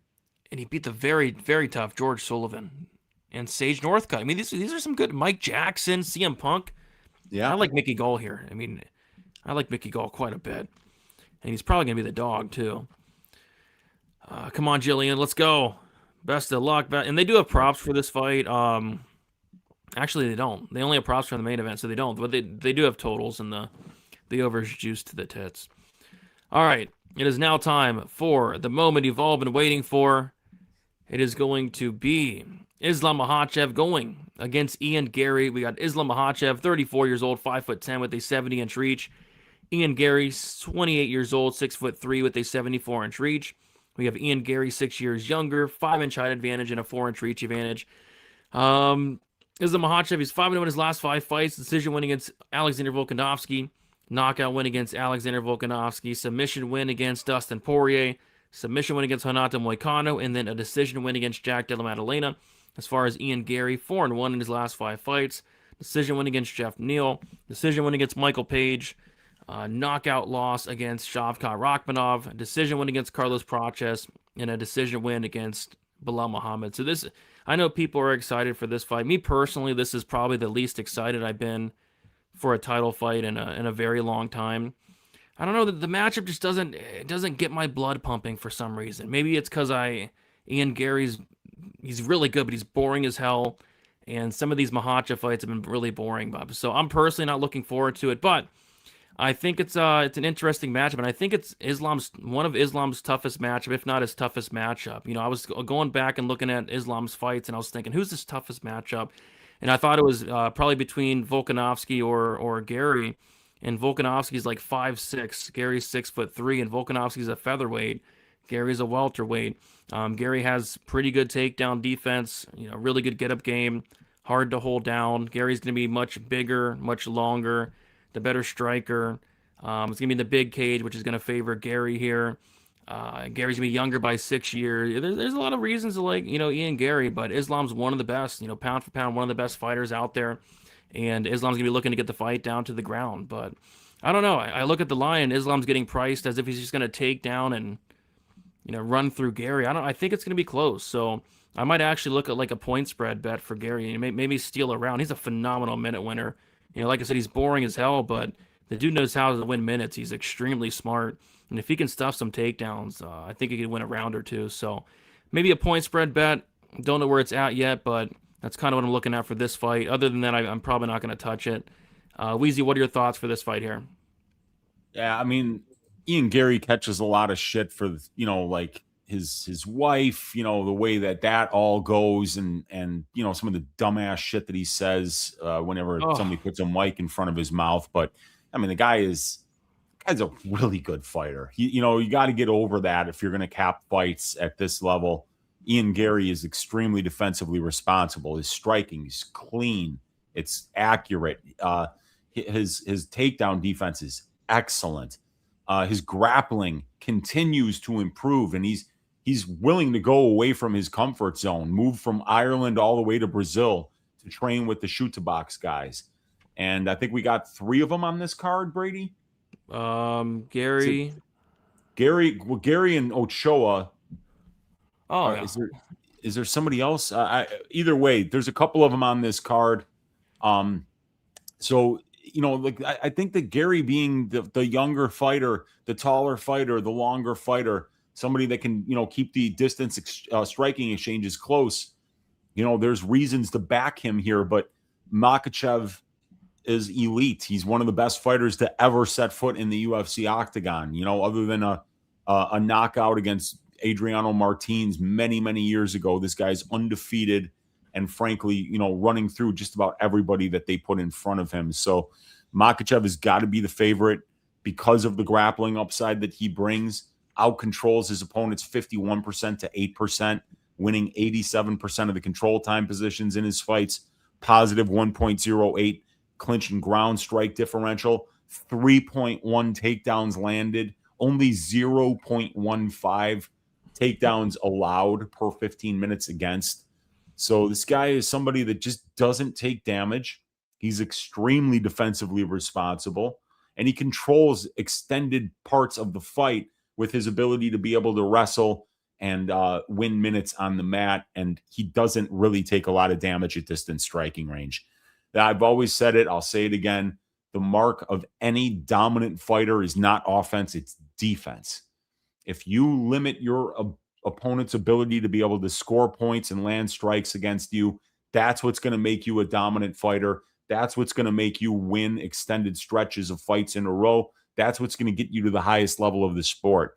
Islam Makhachev, over a sample size of 18 UFC fights and almost 200 minutes in the UFC octagon, is only absorbing 1.45 significant strikes per minute, Brady. So if you land 3 significant strikes against this guy over a 2-minute stretch, you're actually outperforming what everybody else has done. So, I mean, it's got to be Makhachev. That's got to be the pick. You know, the question is, can Ian Gary keep this close? Can he find a nice scramble like he did in the Shavkat fight where he got to Shavkat's back in round 5?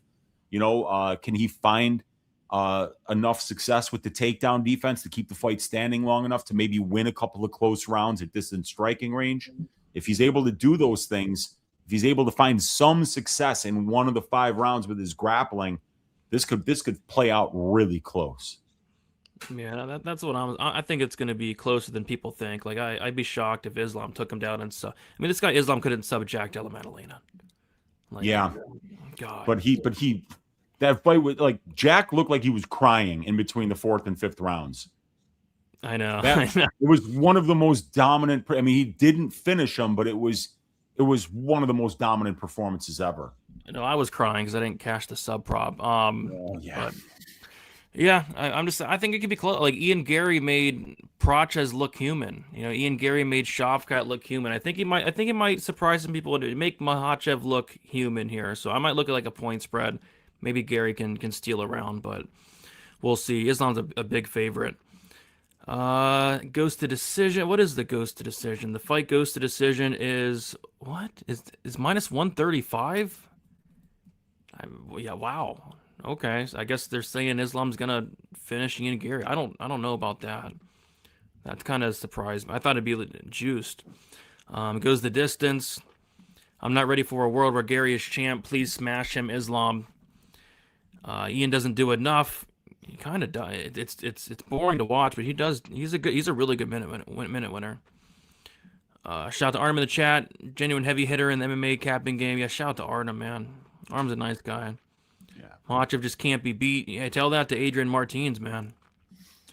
Bilal got the clinch about 8 times against Gary and couldn't finish. Islam finishes the takedowns in those positions. Gary doesn't throw with enough power to keep Islam off of him. Yeah, he doesn't have a ton of power. Every time Ian opens his mouth, he reminds me of how repulsive he is. Yeah, people don't like this guy, man. People really don't like Ian Gary. I don't like him for his fighting stuff, but people don't like him for like the outside of the cage stuff. I just think he's boring. Elite fight IQ from Gary, yes. Yeah. Both guys have elite fight IQ. That's why maybe I'm not too excited about the fight. Both guys are very smart. Don't take a lot of risk and stuff. Elite fight IQ, you mean his length to point, fight, and run away? Yes. He's good at it. Good. Sometimes that's good fight IQ. Yeah. He moved to Brazil because of his woman, Wheezy. Oh, God. Gary does have elite fight IQ. Yes, they do. Makhachev is a safe parlay leg. Everything's a safe parlay leg, man. Dogs don't win anymore. Islam can be Anderson Silva's consecutive streak with the win, or can beat Anderson Silva's consecutive streak of the win. So I think he'll be deathly focused. There you go. Tresean Gore's going to put Wheezy in a ghillie. Oh, and if he puts you in a ghillie, you're done. I'm out. Dude. You're done. I'm not surviving a Tresean Gore ghillie. There's no chance, dude. I mean, UFC fighters get caught in there, so I mean, yeah, I don't need that. He got Tricoli in that. Nobody submits Tricoli. Yeah, dude. I mean, who submits Tricoli? Nobody does that. Yeah. I think the point spread might be an interesting look. Maybe you can steal around. Maybe do like a plus 9.5. Steal around. Islam sub, but KO would be epic. KO would be shocking. I'm leaning decision for this fight. Tobias is a shoot the box. Tobias is shoot the box. Okay. I'm gonna hedge bet the main event with Orolbai, Ochoa, Malik. Don't parlay Abdulmalik, man. You're gonna be yelling at your TV. Minus 550 for a guy that does dick. I don't know. Islam is just too girthy. You guys very girthy. I'll be up 500 if Islam subs cuck Gary. Yeah, he ruined my sub prop the last fight. That's why good fighters are boring. Yes. Mm-hmm. Yeah. Over 4.5. Yeah, I don't mind. I thought it'd kind of be juiced, but it's not. Minus 150. That makes me more confident. Islam, he sub Charles. Yes, he club and sub Charles. Islam decision or late sub. If Dustin Poirier can make it semi-close, I'm sure Gary could as well. I just don't know if Gary can make Islam work as hard as Dustin made Islam work. Wheezy, I'm from Brother Real Goat Wives of Dagestan, very popular. Where I'm from. Okay. Oh, the real goat wives. Yeah, that's I never something. I heard of it. haven't seen it. It's the Islam playing it safe and laying on him for 15 minutes. Yeah, I could. I think Islam will sub him. What is the Islam sub prop? Islam sub is plus 210. Not bad, man. God, his Darce choke is nasty. Yeah. If Islam finishes, it will be a sub for sure. I have a feeling Islam gets the sub. He probably will, just to piss me off, because he had like 50 opportunities to do it last time, so it probably comes here. I have a funny feeling Ian's view of women is the opposite of Islam's. Okay. Islam says he will finish Gary in 3 rounds. Okay. Islam lost to Volk. Yeah, that first Volk fight was competitive. Yeah. I'm gonna think about a Gary underdog bet. I definitely see potential pathway to victory. There's a path. Islam has faced 0 adversity in the past 2 years with JDM and Moicano fights. It will be interesting to see what happens if he can't get the takedown early. Yeah, it will be. Both fighters are so risk adverse. I don't see, outside of a fluke, how this doesn't go the distance. I like the fight goes a lot, but a lot of people are liking the sub. I always thought it was shoot to box. No, it's shoot to box. Yeah, it sounds like that. Yeah, but the shoota box. Yeah. He's only 35. 34? 34, almost 35. Yeah. It's not bad. He's got a couple good years left in him. For sure. Islam got boxed up by 5-7 men. Gary's a big dude, man. Gary's a big dude. Islam said he's determined to get the finish. I mean, but everybody says that. I mean, Jakar Close says stuff like that. He doesn't finish anybody. And nobody goes out there and says, I'm going to decision his ass this way. I'm gonna go out there and decision his ass. I'm going to put on a minute winning clinic out there. You watch. I'm going to not get him out of there. You watch, bitch. I'm going to not get him out of there. You'll see. Tune in this Saturday. So yeah, maybe like a fight goes, even though I don't usually bet those bets, but we'll see. All right. Now it is time for everybody's favorite segment of the week. Last week, you guys crushed it, man. The piping of the week, Yadier Delvai to pipe Dern the Damage Elkins on site. When we're thinking about a piping and talking, that's what we're looking for. We're looking for a 30-second sparking, and that's exactly what happened in the milking. Juliana Miller to milk Ravenna Oliveira. That's what we're talking about. A milking. Take her down, pound on her, milk her, just take the energy out of her, take her down, and get to the back and sub her. Textbook milking, textbook piping. Perfect week, 10 out of 10. It is, I know. Navajo said he's going to go out there and decision. I'm going to decision, what's his face? Yeah.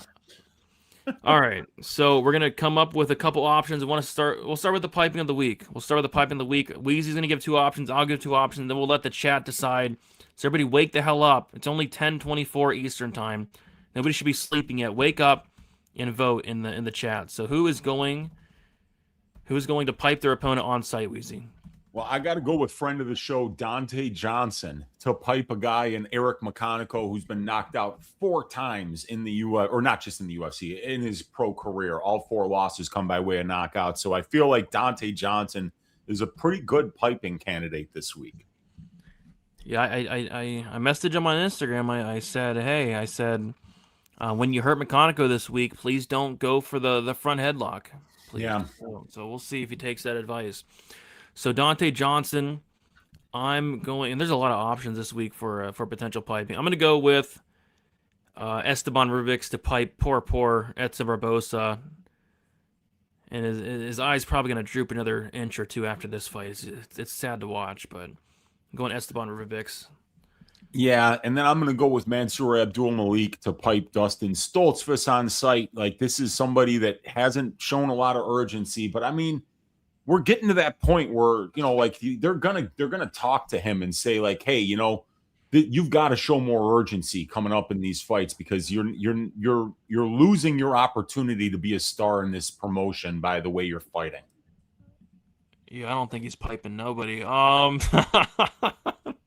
He should. He absolutely should, but he's betting the over.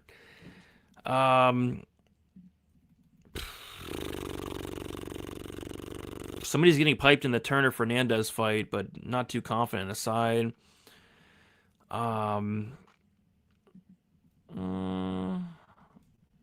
Now that I think about it, I think there might be more milking options than pipings. Oh God! Give me Jose Ochoa to pipe Charles Johnson. I'll go with that. So Mansul, Abdulmalik, and then Jose Ochoa. So you guys go ahead and vote in the chat for the piping. Wake the hell up. Yeah. Turner could pipe. Turner could make, and so could Fernandes. I think I'll probably have a total or something, a violence bet on there. Ochoa for the piping, Brahimaj for the milking, Abdul to pipe, Stoltzfus, Robovics. I'm gonna go out there and decision his ass this week.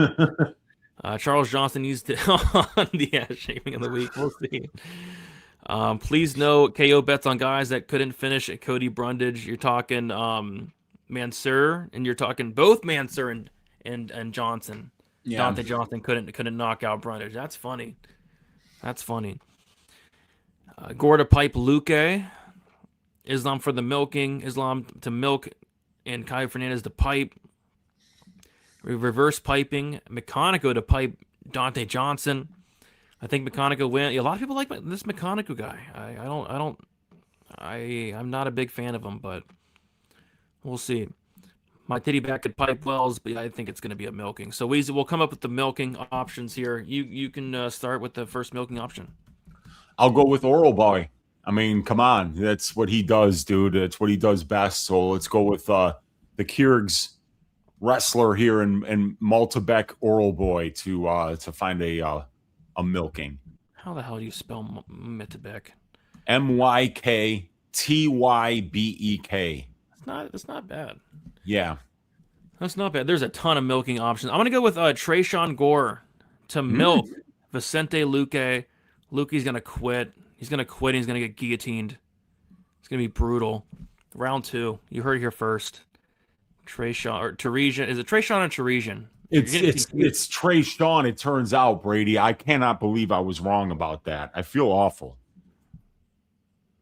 Dude, there's so many milking options. Okay, what's your next milking option? Makhachev. Islam. Yeah. I mean, it's a tough opponent with really good takedown defense, but I still think that obviously he's a threat to do that to anybody at 170 pounds. And then I'll go Ramiz brought. Oh, God. I want to go Ramiz, but it's like Magny can milk too, you know? Yeah, he could, man, in the second half of the fight. Jeez. So, okay, somebody's getting milked in the Magny Ramiz Brahimaj fight, so I won't go with that one. But instead, I'm gonna go with I guess I'll go with Dern. I guess Dern to milk in the co-main event. Yeah. Just want to make sure I'm not missing anything. Yeah, I'll go Dern to milk in the co-main event. But I think somebody's getting milked in the. I mean, that's the milking of the night in the Brahimaj fight. Mackenzie Mackenzie Dern. All right. Poor Jeremiah Wells. You got Wells? You think Wells is gonna pipe Orolbai? That'd be a big upset. All right, let's see what you guys voted for the pipe of the week.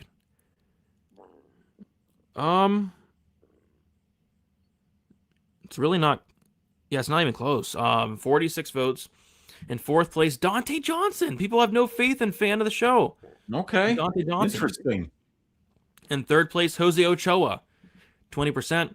Second place, Mansul, or tie for second place, Mansul Abdulmalik, 20%. Jose Ochoa, 20%. And then in first place with a whopping 49%, Esteban Robovics, pipe in the week. Esteban Robovics to pipe. Poor Edson Barboza. I don't mind it. I mean, that's probably what's going to happen here. Especially if Barboza shows up with that wig. It's clearly a wig, dude. Like, you're not fooling anybody. Like, let me pull it up once again. Like, it's clearly a wig, right? Like, that can't be his natural hair. That's clearly a wig, Edson. You're not fooling a single soul. That's a wig. That's why he's wearing the head. That's why he's wearing the headband, man. It like hides the wig. Yeah, that's a wig if I've ever seen one. That's a wig, man. There's no way that's his real natural hair. All right, so the piping of the week is Esteban Robovics to pipe up. Poor Edson Barboza. And then Wheezy, while I set up this milking, do you want to pull up some underdog? Apparently got some underdog to talk about. Do we have anything? I'm seeing Pick'em is not available in my location on my screen. I'm not seeing anything here. Can you bring up any totals on your screen? Oh, no, now I'm seeing it. Actually, Okay, now good. I'm seeing it. Good. Okay, there we go. I'm up there now. All right. It was not coming up for me earlier, so I'm going to take a look and see what we have here.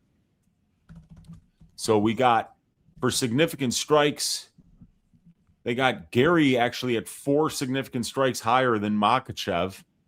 Jalin and Dern are in the mid-40s. Charles Johnson and Ochoa are in the mid-40s to low 50s.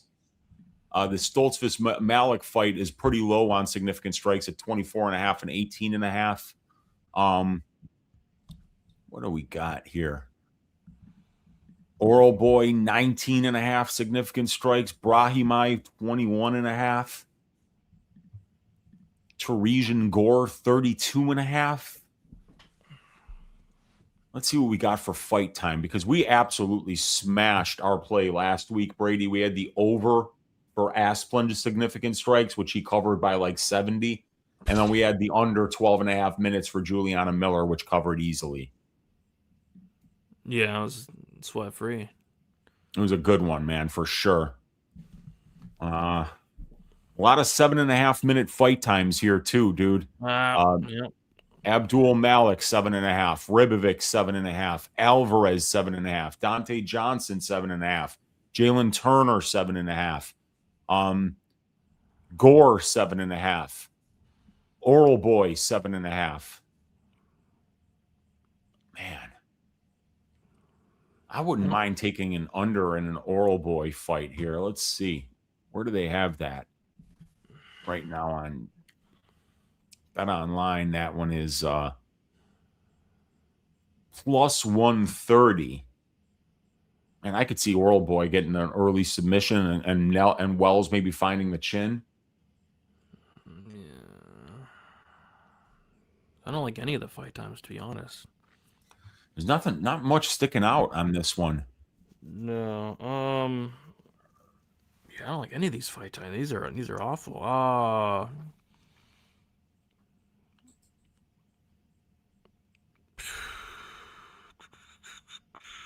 I mean, I don't mind an under 12.5 minutes for Magny Brahimaj. Yeah. I don't hate that. Yeah. I don't see any of that. I don't see anything. Do they have takedowns? Oh, do they have finishes? Okay, I'll go with the finish. Oh, they only have the main event right now. Dang it. Oh, yeah. You know what I don't mind, dude? What about just an even lower 7.5 minute fight time for Esteban Robovics? Oh. Get him out of there in round 1 or in the first half of round 2. It all depends who's reffing, man. If there's a competent ref, it's soaring under. If it's Herzog in there, move, fighter, move, Edson. Oh my God, he can't. He's dead. He's doing the stanky leg the last 5 minutes. Stop the fight, man. Jeez. I guess we could do the lower in the Ramiz and Esteban fights. Let's do that. Okay, I guess, yeah. I guess that's what we'll have to do. I emptied my account on the Asplund higher significant strikes and the Miller lower fight time. So now we got a little extra money in that account. We multiplied it by 4. It was a great play. And if you guys want to check it out, you can go to the Underdog Fantasy. Use that code at DFSBTN. You'll get $50 in bonus funds when you play with your first $5 lineup. And right now they got a 30% boost out there. So you'll use that 30% boost on a $50 max. Take that $50, maybe use that boost, and it's free money. It's free money. It's pronounced Tresean. Yeah, it might. Maybe he's right. I feel like if I was right about it being Tresean, that I would be, people would owe me an apology. But I think it's Tresean. I think I've been the one screwing it up. Yeah, I think so. Oh, it's one of those headbands that comes with the hair. Yeah, that's what it is. That's what it is. Robertson gets the sub on Dern round 1. Woo! That would be something. That would be crazy, dude. That'd be crazy. All right. All right, let's see who's going to milk their opponent. Oh, my gosh. It's not even... Oh, my gosh. Not even close. What do we got? All right. In 4th place at 10%. Well, it's a tie for 3rd place. Tie for 3rd place at 10%, Mackenzie Dern. Also at 10%, Tresean Gore. In 2nd place, Islam Makhachev, 18%. And then 1st place by far and away, it's not even close. It's Myktybek, Orolbai, 62%. There we go. Gotta love it, man. Yeah, he's a hell of a fighter. Orolbai to milk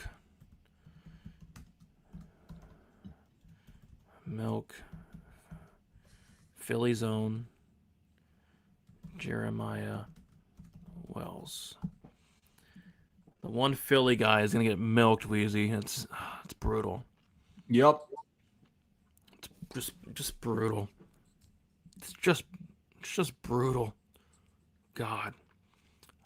All right, we are 3 hours and 20 minutes. This is probably the longest show we've ever done. We got to get out of here. Wheezy, let the people know where they can find you and what you got going on throughout the week.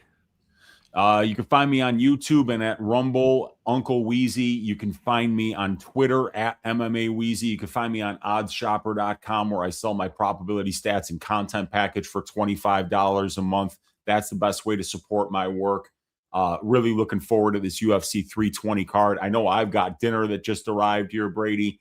So let's stack cash tickets like flapjacks for this UFC 320 event and have some fun watching these fights. Let's do it. Let's do it. Thank you guys for watching. I did get out a Contender Series breakdown for week 1. Check that out. And then my full card picks are out for UFC 330. So these next 9 weeks are going to be absolute hell. Absolute hell with Contender Series. It's so much work. It's spanking my butt, but gotta do it. And then I'll be doing the Fight Companion on Tuesday night as well. So 2 Fight Companions in a week's gonna be crazy for the next 10 weeks. That's nuts. You're one of the hardest working in the business. We both are, Brady. We spend a lot of time every week on camera. Yeah, it's gonna be 10 weeks of hell. 10 weeks of hell. Of hell. So do us a favor, hit the like, subscribe, help us out, man. Check out Underdog, help us out, guys. Yes. All right, guys, best of luck for UFC 330. We'll talk to you soon, and we'll see you later. Peace.